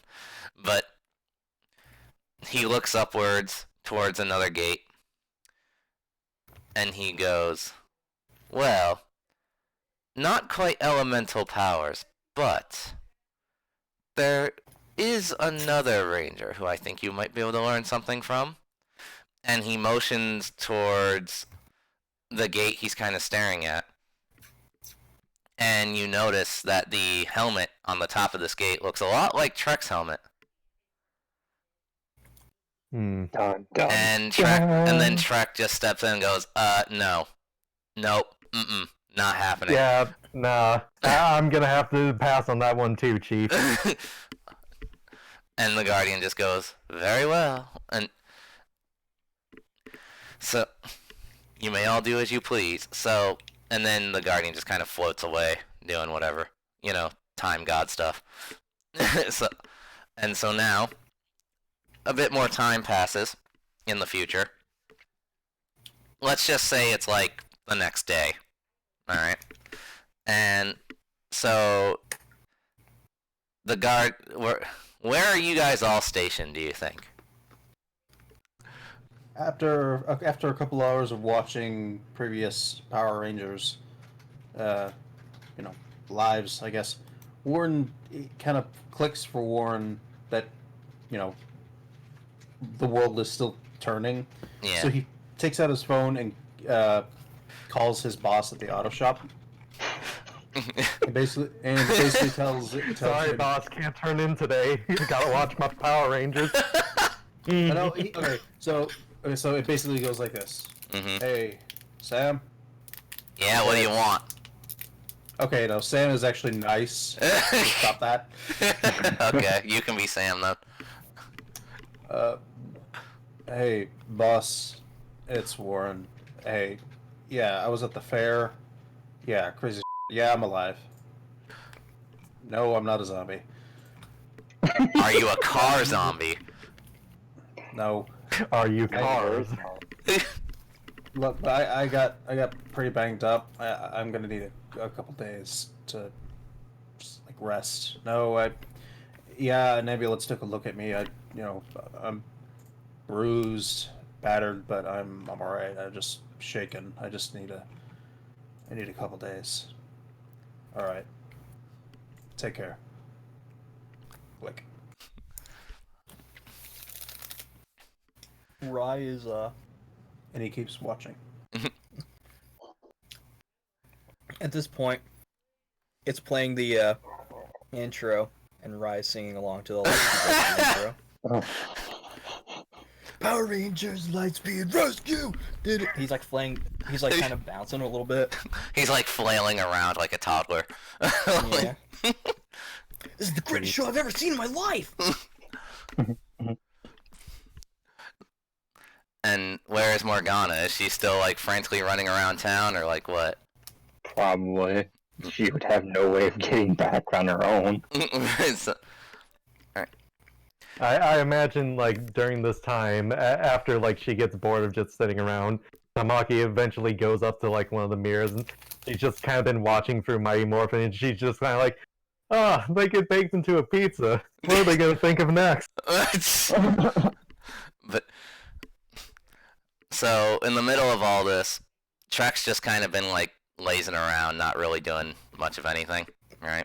The Guardian then floats down, and everyone who's in the room can obviously hear him. But as for Morgana, she instead hears his voice directly in her head, and he goes, "Rangers, it's time. The first crystal has been located, and Great. behold the viewing globe." My head now. And so he opens a portal for Morgana to step through to get back in. And so I imagine she steps through, or does she just go, nah? Like, Steps through. okay. No, she trips through. Just, like, it caught her off guard. She's like, whoa! And so on the viewing globe, you see a shimmering gem in the middle of another field. Like, Oh my god. Fields upon fields upon.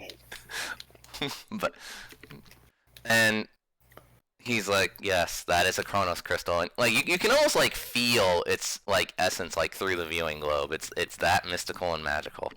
You then see another familiar face heading towards it. Morgana recognizes this person instantly. It's Quinn. And he's just kind of walking right towards the gem, and he's like, Hey, shiny thing.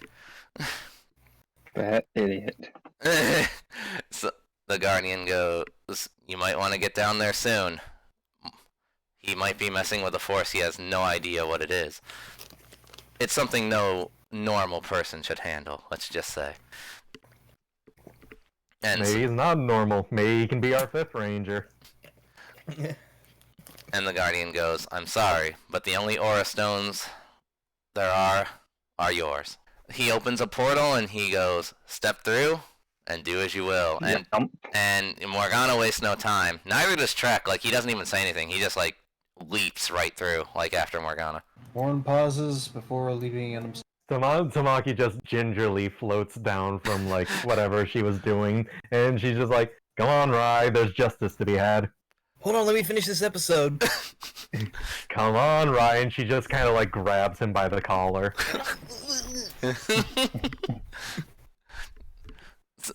So you all step through, and let me just have the Guardian float away, way up here. He's not there. Don't look at him. You don't worry about it. You don't see him. No, it's okay. So you see Quinn. He's just kind of like, he hasn't touched the thing yet. He just kind of stares at it. Are you guys gonna take any initiative, or are you just gonna wait for him to like reach out and poke the thing?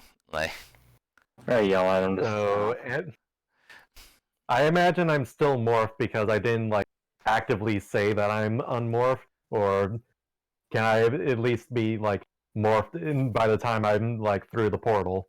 Yeah, I'll say you remorphed once you jump through the portal. Alright, so since I'm in Power Rangers gear, I'll just be like, hey, be careful, kid. You shouldn't mess with things that you don't know. Don't you know floating crystals are dangerous?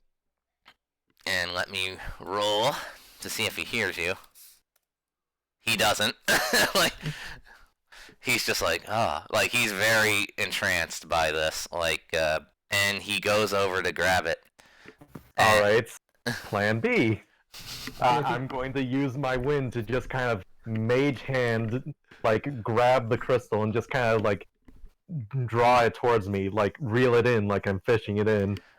Okay, so I'm gonna say you use 2 charges for that. Mage hand is like a cantrip. Well, you've been using your air powers to float, like, for 24 hours almost, so... I think it's safe to say you're starting to run out of steam a little. So yeah, you use your air powers to like wrap it in like a bubble and you like float it towards you. And this causes Quinn to turn around and he's like, oh hey Morgana and Power Rangers, what? Like and Don't ask me, don't worry about it, kid. You should get home. Act like you didn't see anything. And he's like, are you sure? Cause that gem is really cool. I wanna poke it. Can I poke it? I No, just she just disregard kinda, him like- and push him back. He just kind of like bats No. his hand away, like, oh, cut it out. Nothing. And like, okay, and so Trek just kind of follows along the floating gem, and he's like, yeah, well, that was easy. I guess the bad guys really aren't after these things. And he like, Jigs it. Well, let's get this back to base before someone jinxes it. Yeah, you're right. And Trek just kind of motions over to Tom, and he's like, well, Tom, maybe I should hold on to it. I mean, you've been using your air powers quite a lot. You sure you're fine? I'll be fine, but like, I agree, you should hold it. You're the veteran after all. And You so, could probably get this back to the base safely. and so he's like, oh, well, cool. And it drops right in his hand. And he's like, yeah, you can definitely tell there's something off about. Can you Then, confirm it's a real crystal somehow? well, it's kind of has an unearthly It's glow. kind of hard to fake a time crystal. It's kind of got like an unearthly glow to it. So, Well, you don't know. You don't know crap about these things. so Near to you. right? But I'm paranoid. That's safer. Ooh. Okay. Alright. So, Morgana, I'm gonna need you to roll real quick. Okay. So, you notice that Quinn kinda like shoots a look, like a more serious look than usual, at the both Trek and the gem he's holding. All of a sudden, Trek just kind of like stops, like he's just kind of frozen in place. You good, buddy? And he then like clenches the crystal like really hard, and he goes, "Oh, I'm more than okay.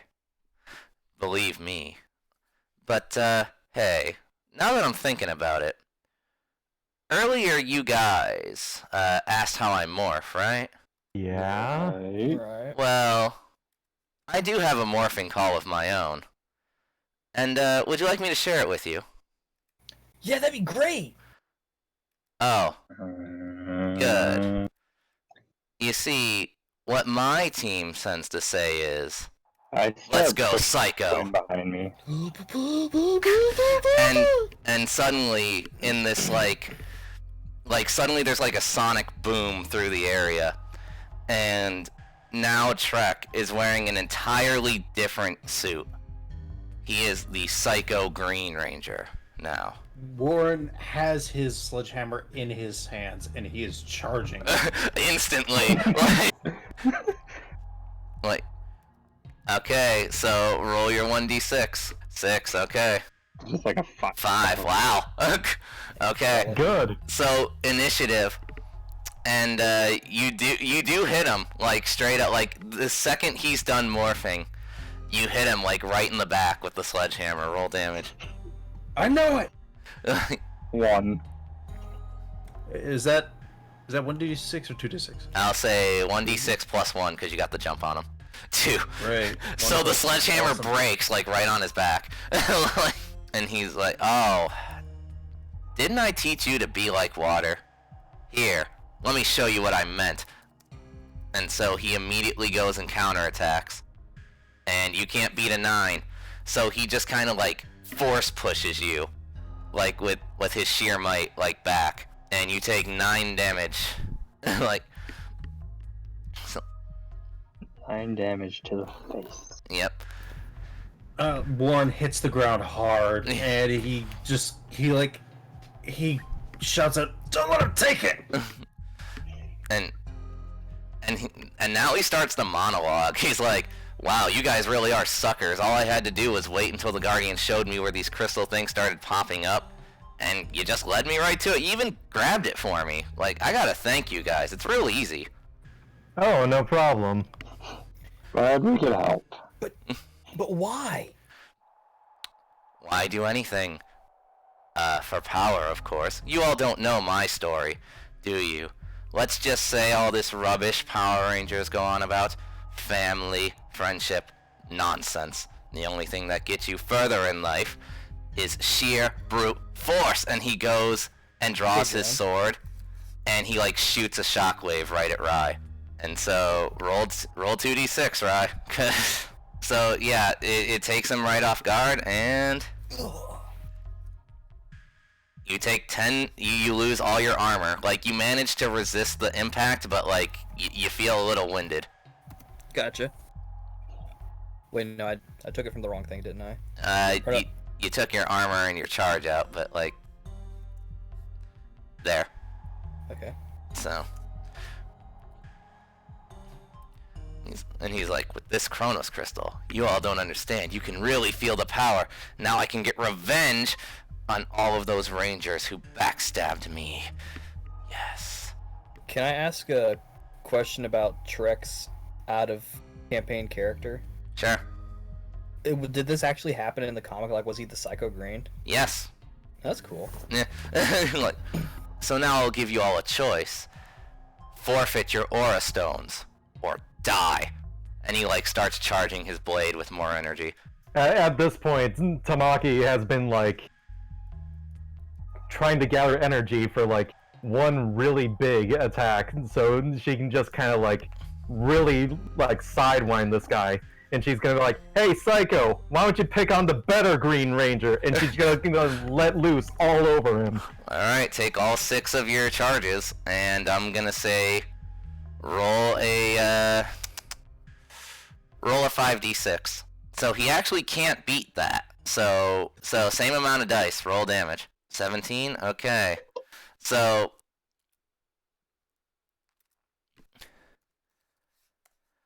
you make him like wince a little, but he's really not hurt. And he's like, oh, I see you want to be the first to die. And he like starts walking towards her, blade in hand. And he's like, now I told you that you should have conserved yourself, but it seems you don't really care about you or your friends, do you? And so... You know, I'm starting to see why you don't have a team anymore, buddy. I'm kind of glad that I didn't watch the TV you're involved with. And so... Stuffy Time Guy was wrong. I don't want to learn anything about you. And he's like, oh, well, I'll teach you a very important lesson then. And so he then draws the gun he had, and he immediately whirls around and points it straight at Morgana. 8. Alright, so you can't beat that, so now... And keep in mind, Quinn is right behind you, so it's up to you if you want to take it to the face or, like, try to dodge roll or something. I push Quinn out of the way. Actually, I'm gonna have Quinn do an intervening action real quick. Oh, you son of a bitch. So, like, Quinn, like, Morgana goes to, like, push Quinn out of the way, but instead, to Morgana's surprise, Quinn pushes her out of the way, right? And, yeah, there's a volley of lasers that hit all around them. And the other Rangers kind of can't make it out because, you know, sparks are flying everywhere. But, again, if this were a TV show, the audience would be able to see this. Quinn doesn't even flinch. He just kind of stands there, like, as everything goes off around him. Morgana, roll a 1d6 real quick. Fine. Okay, so Morgana actually notices this too. She notices, like, Quinn's acting weird. Like, so then once the sparks are about cleared, Quinn, like, it's like, oh no, like, and then just kind of, like, falls to the ground and, like, lays there. And so then Trek is like, so you didn't want to learn about me, huh? Well, I'll show you some. I'll continue teaching your friends lessons until you do, maybe. And he starts marching towards Warren now. So, Rye, it's your turn. Okay. I assume there's no reasoning with them. I mean, you can attempt, but it's probably not going to work. The dude just kind of punched one of your friends and shot the other. Like, reason with him with your fire. I might save that for later. I want to kind of feel him out, so I'm going to go over and punch him. Okay. Some type of physical hit. Okay. I don't know if necessarily a punch or a chopper, but a 2d6, right? Yeah, so you just rush over and you try to just kind of, like, hit him. Yeah. You're just like, hands off! Like, stop hurting my friend. Yeah, that didn't quite work. Rip. And he's like, and he catches your fist and he's like, bread boy, you should know I know all your moves by now. After all, I was teaching them to you. And he just kind of, again, he, like, grabs Rye's arm and just kind of yeets him off to another direction. Like, yeah. And 14 damage. Oh, we.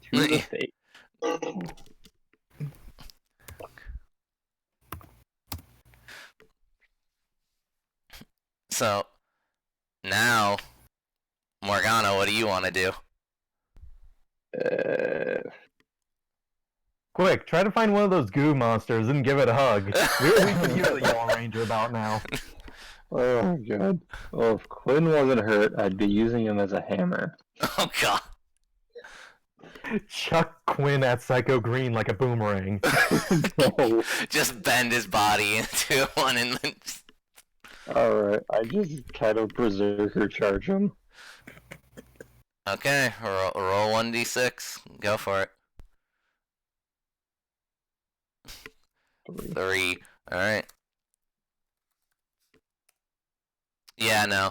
So you rush, and he, like, almost comedically, like you're rushing at him, and he just kind of like stomps your foot, and then just kind of like pushes you over, like just stops you dead. So like a Three Stooges movie. yeah, pretty much.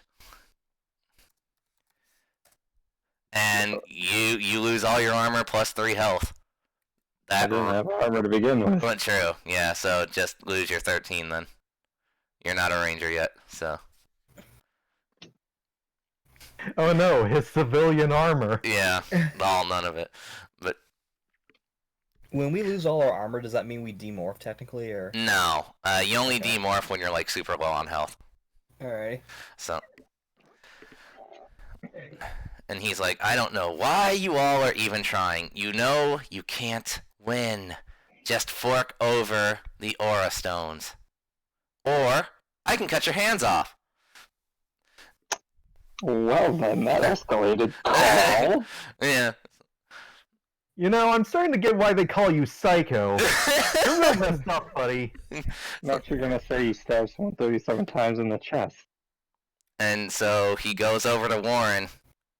And Warren, roll Someone your actually stabbed him 37 times in the chest. and roll your defense, Warren. Like, Roll my defense? yeah, because he's attacking you. Well, I mean, it doesn't really matter if it's more than 6, does it? Well, true. So I'll roll first. Oh yeah. So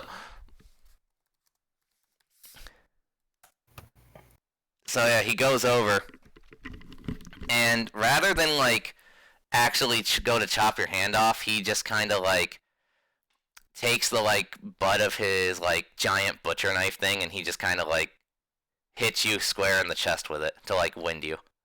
So you take your 9 damage. And then he raises his giant knife up as if to like behead you. So now it is Tamaki's turn. At this point, like, hopefully, like, he's so focused on Warren that Psycho will not notice Tamaki just trying to, like, sneak up on him. And she's just gonna try to, like, disarm him. Okay. So run up and try and just like grab his giant butcher knife. Yeah, like, kind of, like, twist it out of his arm, or, like, see if it's simple enough as just kind of, like, Looney Tunes, grab it and just kind of yank it out of his hand, All and right. now it's hers. Alright, so because it's a sneak attack, I'll give you +2 to your roll. So.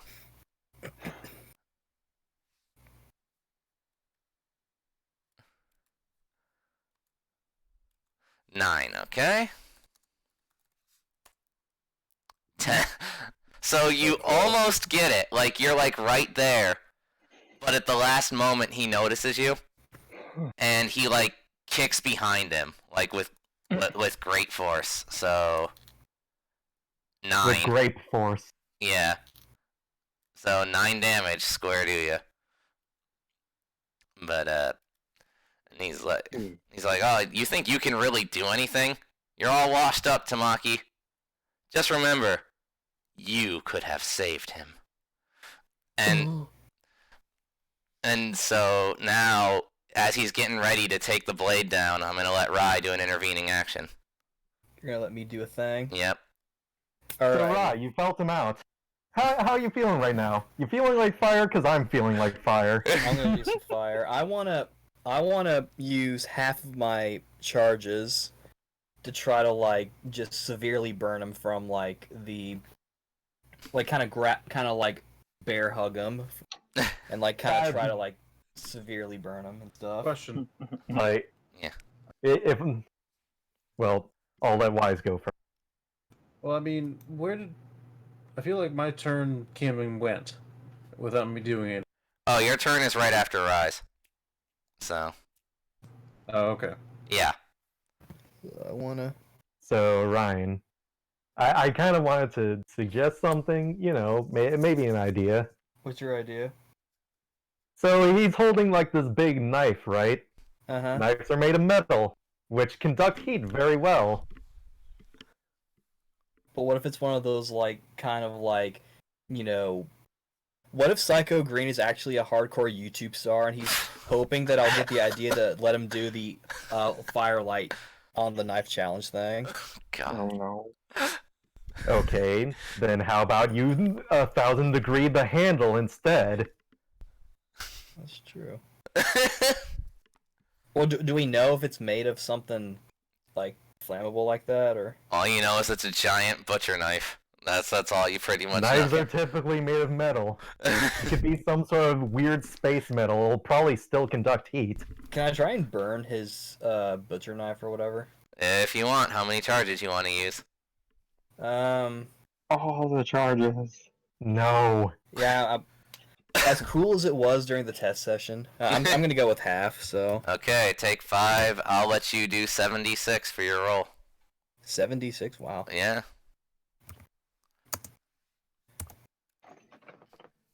76. 28. 28. Okay. I can't beat that, obviously. so Rai rushes in. I do like a. Go on. I do like a, I was gonna say I like shoot like a. I do like a fire thing, and I do the stuff. A concentrated beam of fire at his knife. Yeah, kind of like a, like almost like a 2-finger point kind of thing. Okay. So Lost in Kosovo. So yeah, again, I couldn't beat that, so you roast the knife. And Psycho Greed turns around and goes, "Oh, very good. You're doing much better than your lazy friend over there. In fact, I think you're next." And so he's now turned. Fight me. And so now he's turned his back to Warren, and it's Warren's turn. Warren is cradling his the hand that has the ring in it, and he's just like, water, be like water, be like water, be like water. Muhammad, I need your help. And you roll a 1d6 for me, Warren. I'll give you +1 to it too. 5. Ooh, okay, cool.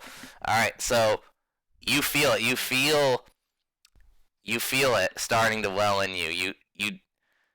And sure enough, eventually, the gem on your hand starts to shine a brilliant blue. You stand up valiantly, and suddenly, Psycho Green takes notice and turns around at now suddenly this giant blue light behind him. And with a giant torrent of water, it blasts him like square, in the chest, and shoots him back. And now we have our Blue Ranger. You know, Greenie, you're looking pretty washed up yourself.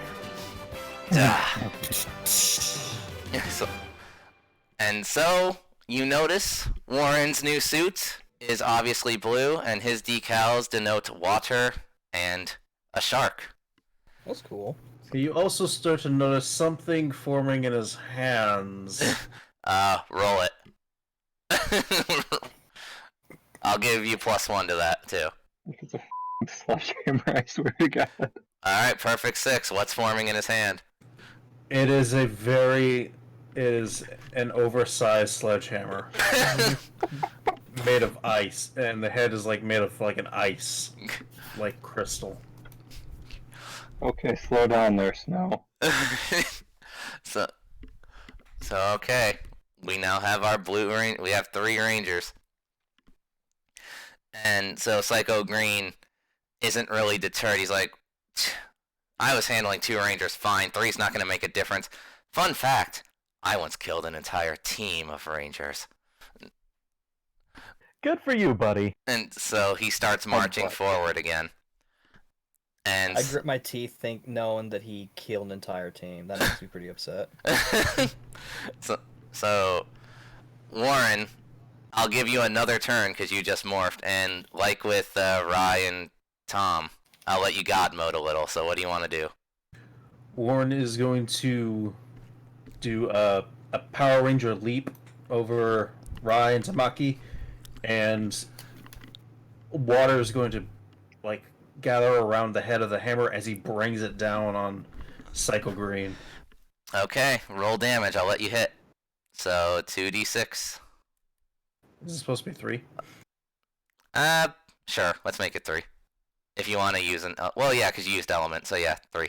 14. Okay. So yeah, he was not expecting that, and you hit him pretty good. But he's still standing his ground. And he's like, ah! So, water. Got it. And so, he now makes his counterattack. And, again, I'm letting you God mode, so you can decide how you respond.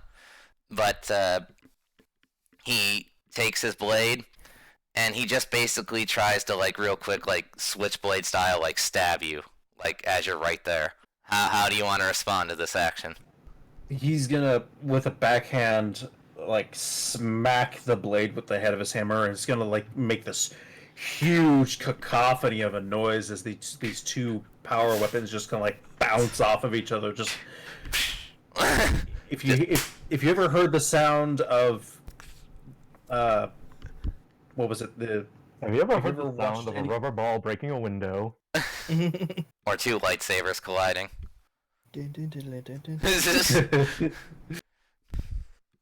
So, okay, so Psycho Green and Warren are now locked, weapon to weapon. It's Morgana's turn. I ain't getting in the middle of that. Morgana's like, no. I'm gonna go check on Quinn. Quinn is still laying there on the ground. He hasn't moved much. Like... I swear to God, if you're faking this, I'm gonna kick your ass. So, A crater just kind of slowly forms around Quinn. So, let me roll something here. 1. Okay, so nothing happens in particular yet. Alright, so Psycho Green wrestles Warren off him, and he's like, enough of this. And he, like, jumps back, and he notices you're all in a row. So, he's like, perfect. So he gathers energy into his gun and unleashes just a concentrated beam of fire, like, at all three of you. Warren doesn't have to worry because he's in God mode right now. However, the other two, you can't beat a 14, so take 11. Okay. Yeah, you're not feeling too hot right now, I would imagine. Or in Rye's case, maybe you are, but like that's you know. So now, let's see. I'm gonna roll another thing. Okay, still nothing in particular happens. All right. So now, Tom, what's your response to just getting shot in the chest with laser fire? Hey Warren, did you happen to bring your toolbox? There is a big red toolbox sitting not far away. I'll pay you for whatever I break out of it. So, like, can I just help myself? He's a little bit busy trading blows with He's having a frickin' weapons duel with Psycho Green right now. I'll take your aggression as a yes, so I'll just run over to wherever the box is and just kind of help myself to, like, the biggest, shiniest thing that I can, like, smash Green over the head with. There is still the blowtorch. There's the bug spray. There is a nail gun. There is nail gun, several wrenches. Rail gun. Nail gun. I'm going for the nail gun. Okay, so roll a 1d6 for me real quick. And yes, specifically a 1d6, because I want to determine something. Okay. Okay. Wow. So now what do you plan to do with this nail gun? Well, first of all, I'm gonna try to get in a position where, like, I'm most likely to only hit Green. So, Tamaki will be, like, right here. Okay. And she's just gonna, like, fire off at the dude. Okay, so... Thing about nail guns. In real life, they don't shoot nails. You have to have them pressed against something for them to fire. So you go to fire and you just hear click, click, click, and they're just nothing. How do you know Warren doesn't have a modified nailed sniper where I can just kind of build a deck from 50 feet away? Because he's a repairman. so I would assume he would have a traditional nail gun. Like It's heavily modified. heavily 25 caliber nail. It shoots $200 custom tool cartridges at 400 rounds per minute. Gee. Costs $400,000 to build something with this nail gun for 12 seconds. Gee. And Green just looks at you. Such a shame. If only you weren't out of energy, you might have been able to actually shoot me. Oh well. Fight me, I just kind of chuck the nail gun at him instead. Okay, roll it. Well, actually, I should roll first to see if you... Oh, you rolled 2. Okay. So... Yeah, so he just catches it and, like, crushes it in his hand, like, immediately. Like... Like I said, I'll pay for it. So, okay, he continues to clash with Warren in a pretty epic anime-style duel, I might add. And, so... let me just roll to see if this thing I'm determining happens yet. Oh, it definitely does. Okay. It's the happening. Yeah, okay. So Quinn, in the midst of all the commotion, starts to come to, quote unquote. And, oh, hi Sheena, you're in the chat. Hey, Sheena. And so he's like, huh. And he sees that Psycho Green's like struggling with Warren. And he is kind of handicapped a little bit because, you know, he's kind of holding on to that Chronos crystal for dear life, right? So, Quinn, eyeing it, and he notices everyone's kind of preoccupied. He starts to run, like, head first at the fight. I want everyone to roll perception. I see what's thank happening God. here. That's actually pretty fitting. Okay, so you all notice that this just random nobody kid is like going headlong right into this fight, except for Warren, who's, you know, busy being in the fight. So if any of you want to do an intervening action, now's your time. I trip Nah, him. like, more power to you, kid. Yeah, I'm gonna hang back on that. Wow. I'm going to trip him. Yeah, And then I'm going to kick his ass. All right, roll it. Roll 1d6.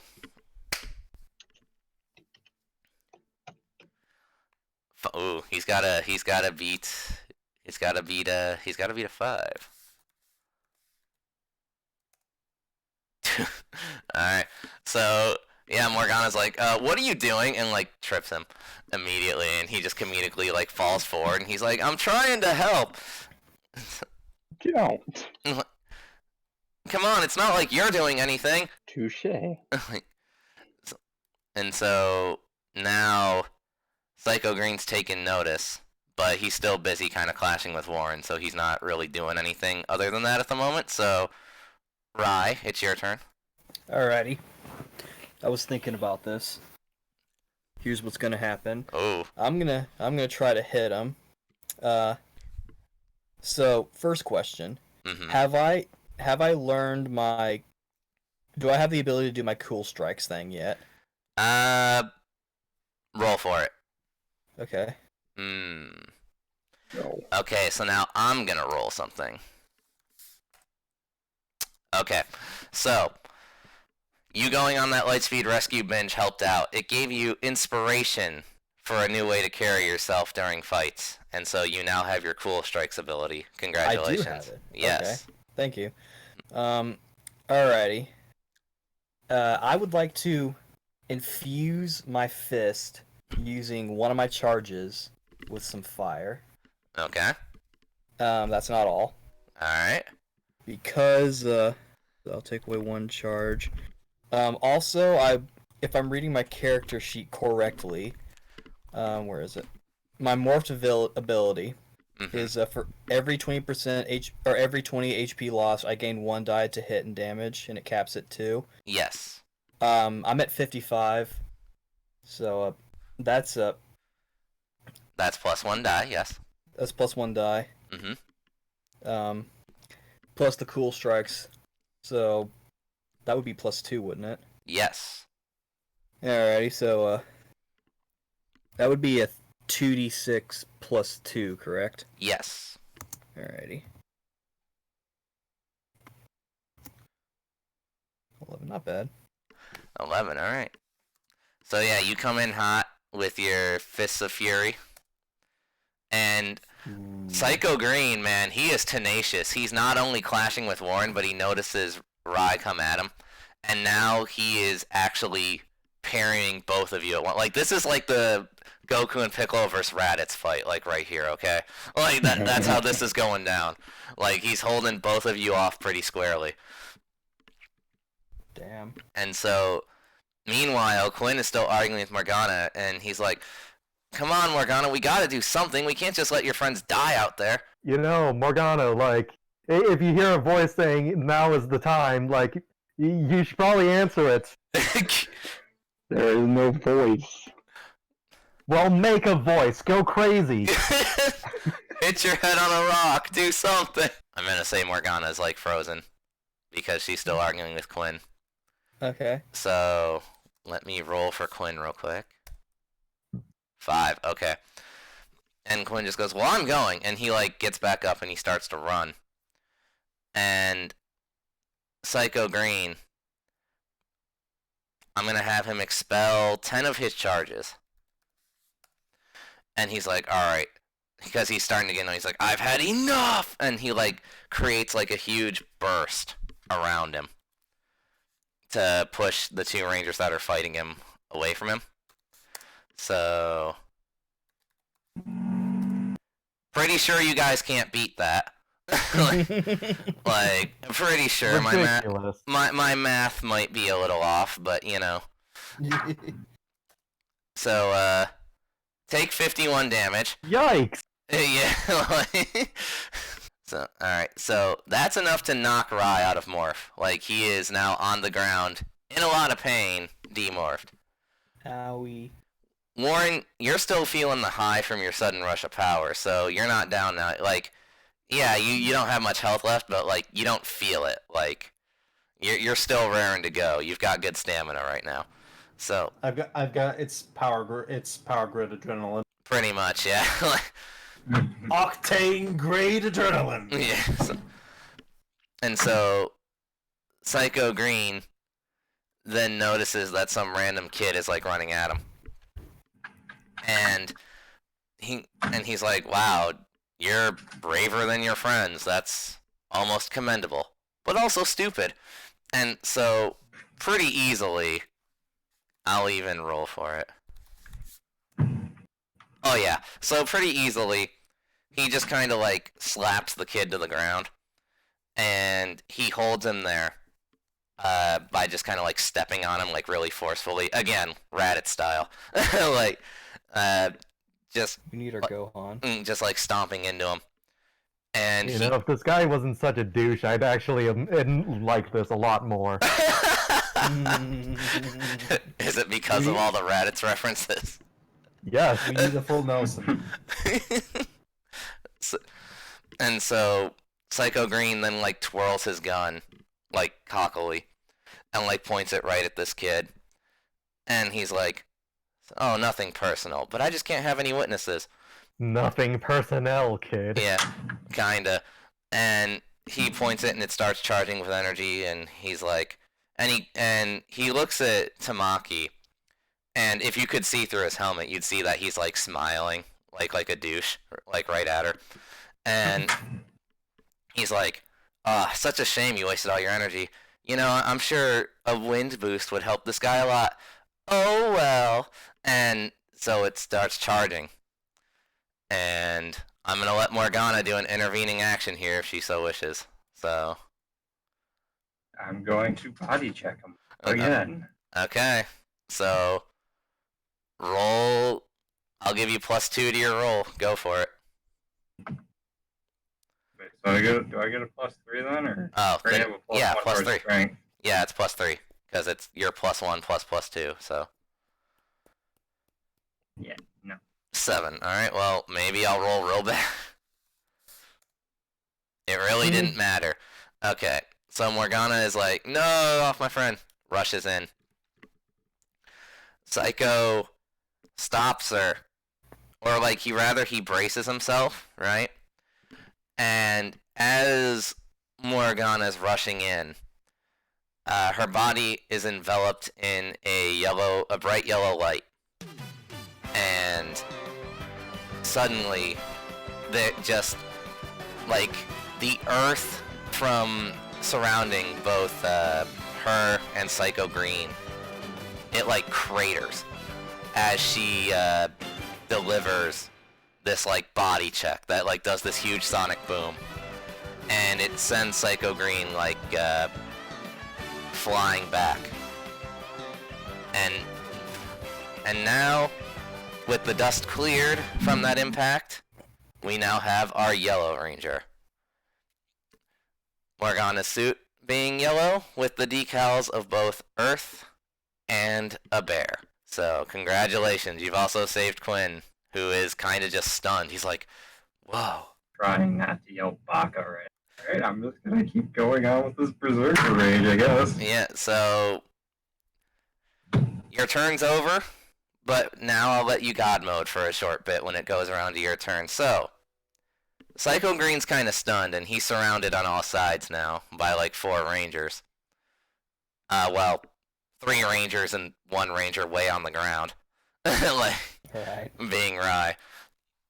And so he looks around and he's like, so the gang's finally all here. Good job. Like, trying not to lose face. Good job. You managed to train the Rangers who's gonna kick your butts. So I did. And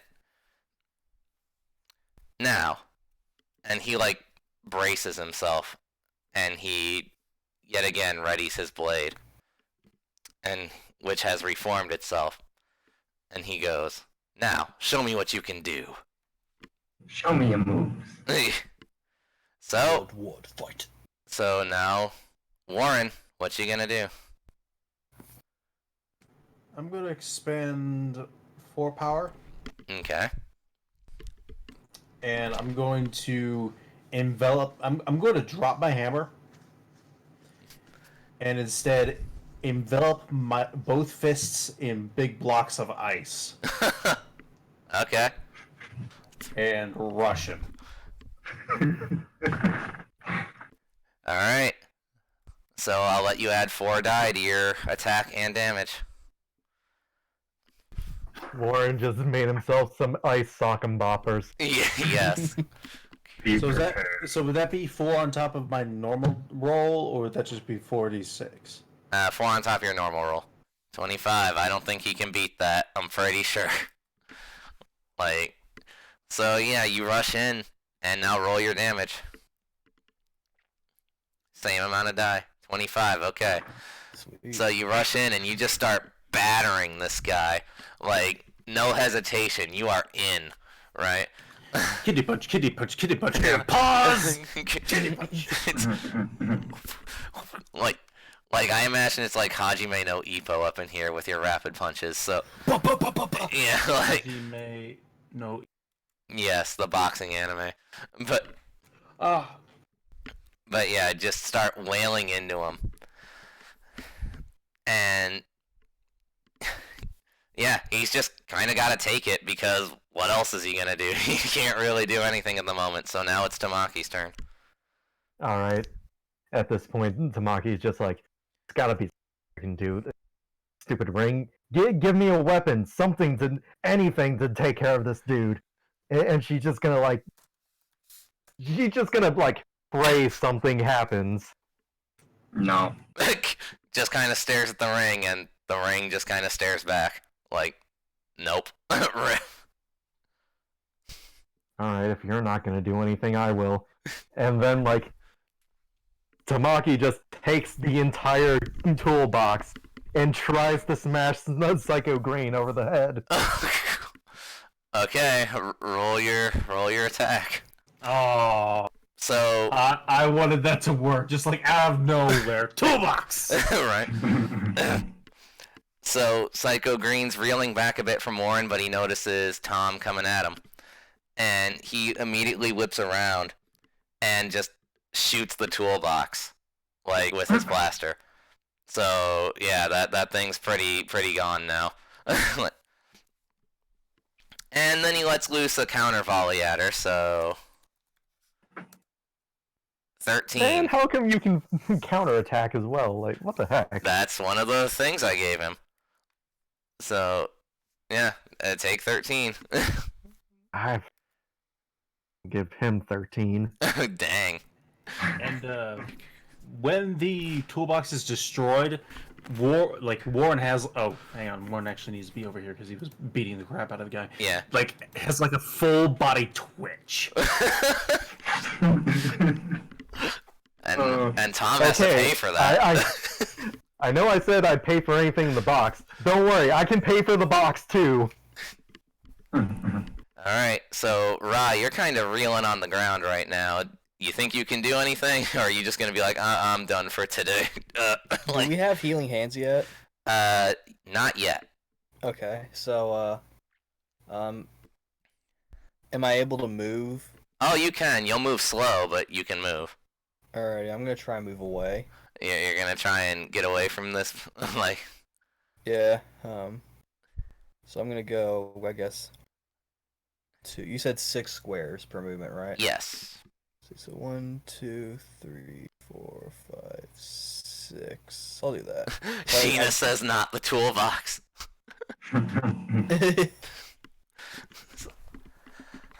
So I'm just kind of trying to crawl away, trying to figure out what I should do next, because I feel like I need to kind of get a little bit of space on him. So that's the...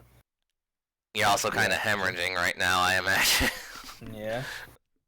So, okay, so now Morgana, you've got God mode on currently, so what do you want to do? First, I'm gonna go tell Quinn to help the spiky-haired brat over there crawling on the ground. And Quinn just goes, alright, if you're sure, and he, like, runs towards Rye, and he's like, you okay, buddy? I'm sorry, I don't speak Swahili. You're gonna have to speak English. I need a Gatorade. And Quinn's just like, oh, okay. And he, like, tries to help Rye up, and you know. I would have laughed if Quinn just dropped everything and started booking it to the nearest 7-Eleven. I need a Gatorade stat! Okay. Alright. Maybe this Power Ranger's powered by Gatorade. What does he know? Right. How does the charges work? I give you a bonus depending on how you use them. Okay. Well then. And they are tied to your elemental powers, so... Yours being Earth, obviously. So I can't have an all-might moment, can I? Just punch me. I mean, you can try. Okay. I'm gonna spend 2 of them. Okay. And I'm going to punch him as hard as I can. Alright, roll for damage. How many? 46. Plus your 1 for a strength check. Okay. 12. Wow. I am 12. Okay, so Morgana rushes in and is like, here comes a giant fist! Like, and it's made of rock. And just punches him. Like, square in the body. Detroit smash. Yeah. I feel like our team is like developing a theme of elemental-based fists. Yeah. Only 2 of us are doing it right, though. Oh, yeah. So yeah, Green's reeling a little. A little? Yeah. And, and he's like, good. You're learning. Let the anger flow through you. Yeah. So The pain will only make me stronger. he's kind of enjoying this. Of course, he's a master. Hurt me more, Snake. Kinda. Please. So- If only we had a Snake Power Ranger. right. So now he's like, now, consider this your final test. And I'm going to have him expend 10 more of his charge. How many charges does he have? 50. So, and he charges his fist up full of energy and just punches the ground to create just a gigantic, like, explosion of outwards of energy just to, like, push all of you away from him. So, I don't think any of you can beat a 38. I'm pretty sure. Hold on, let me check. Let me double check. However, You gotta count my invisible plus 31. so Morgana, you're in God mode right now, so I'll let you either dodge or shield yourself. Since I'm a defensive character, it's going to be thing. Okay. I'll also let you protect Warren as well, since he's literally right next to you, if you so wish. Alright, I just pull up a earth shield in front of us. Yeah, you just you just raise up a wall right in front of you guys. Tamaki, however, is not so fortunate. Cut wall. Tamaki, however, is not so fortunate. Maki, use your wind powers. Oh wait, you wasted it. I'll waste you. Oh. Oh. Ouch. I have 1 health left. So Tamaki goes flying and is pretty safe to say knocked out of Ranger form. Yeah, so she's on the ground, not doing so hot. So Psycho Green is like, oh, now you finally have learned to work together. A little too late though. Maybe if you'd actually all listened to me earlier, this wouldn't have happened. Well, I guess I should say it's a good thing you didn't listen to me earlier then, huh? Literally just kill me. I don't want to hear this anymore. Monologue. Man, with how much yapping you do, you'd think you'd be the one with wind powers. And so then you see him just kind of stand there, right? You might think maybe you offended him with that. But Good. But no. He stands there and he then takes his helmet off. And he goes, "Alright. Good job, guys. Lesson's over for today." What? What? Excuse me? He's like, "Well, we figured, or rather, I figured, that the rings would only really grant you guys your powers if you were in great peril, so I drew on..." That's what I said, jerk. So, in my brilliance, being the only one who thought of this, I decided to, psychotic enough to do it. I decided to show you guys my darker side. I never intended to kill you. I just figured, hey, if you really were worthy, the rings would work. If you were, really intent on, acting outside of your own self-interest, and he, kind of shouts that over towards Tamaki. Trying not to kill us.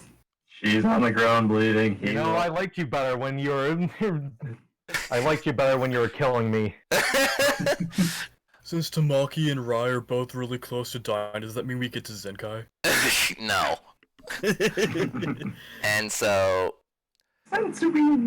And so Trek then walks over to Rai, and he's like, "Here, I could have killed you many times over, man. Let me help." And he uses Healing Hand on you, and you gain 25 health back. Sweet. Thanks. I'm glad you're not evil. And Trek just goes, me too.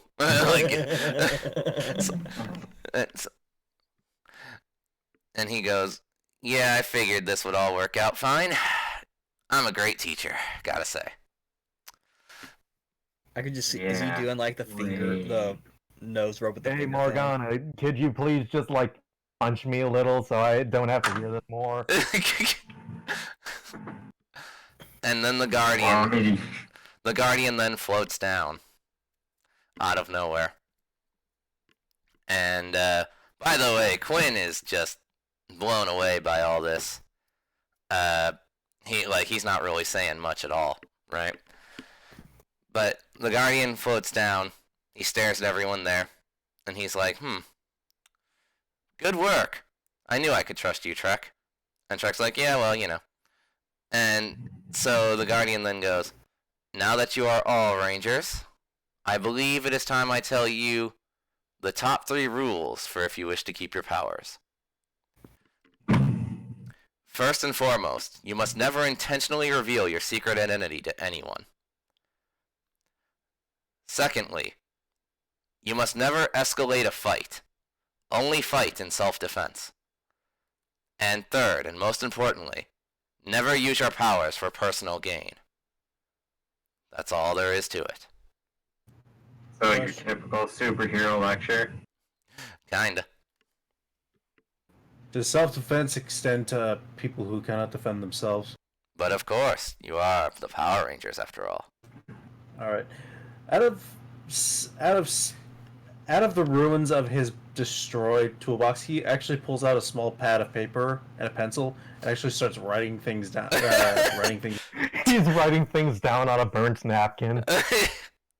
Taking notes. Like a minute later, he walks up to the Guardian and hands him the piece of paper, and it is a list of tools and estimated prices with the subtotal. Actually, that should be given to Tamaki. So... No, you can hand that to Trek. See if he'll take responsibility. He broke the things. And then he hands a copy to Tamaki. It was carbon paper. Then the Guardian, he floats the Chronos crystal towards him. And he's like, yes, good work, everyone. Now then, how about we all go back and then, suddenly... God damn it. Oh wow, okay. I didn't expect that, but we'll roll with it. So then, suddenly, Quinn runs in and naps the crystal. Time monster of the week. No, Quinn runs in and lunges at the crystal and grabs it. And he's holding on to it, just staring at it. And he's like, finally. And he turns and looks at everybody. And then he stares at Morgana and he goes, I'm sorry. And Warren rushes at him, tackles him. Not even gonna let him talk, just runs straight at the guy. Okay, roll your 2d6. 10, okay. Oh wow, even with those, okay. So Warren is like, oh no, not this again. And he rushes, and Quinn just narrowly, literally by a hair, dodges out the way. And he's like, you don't get it, do you? All my life I've been powerless, relying on Morgana to save me, do things for me. But I've seen it. Thanks to you all, thanks to that psycho Green Ranger over there, I've seen how much power these crystals have. I can finally make something of myself. And it all starts with this, and he looks up at the sky, and the mysterious object from before is there. So, I'm sorry, but this is goodbye.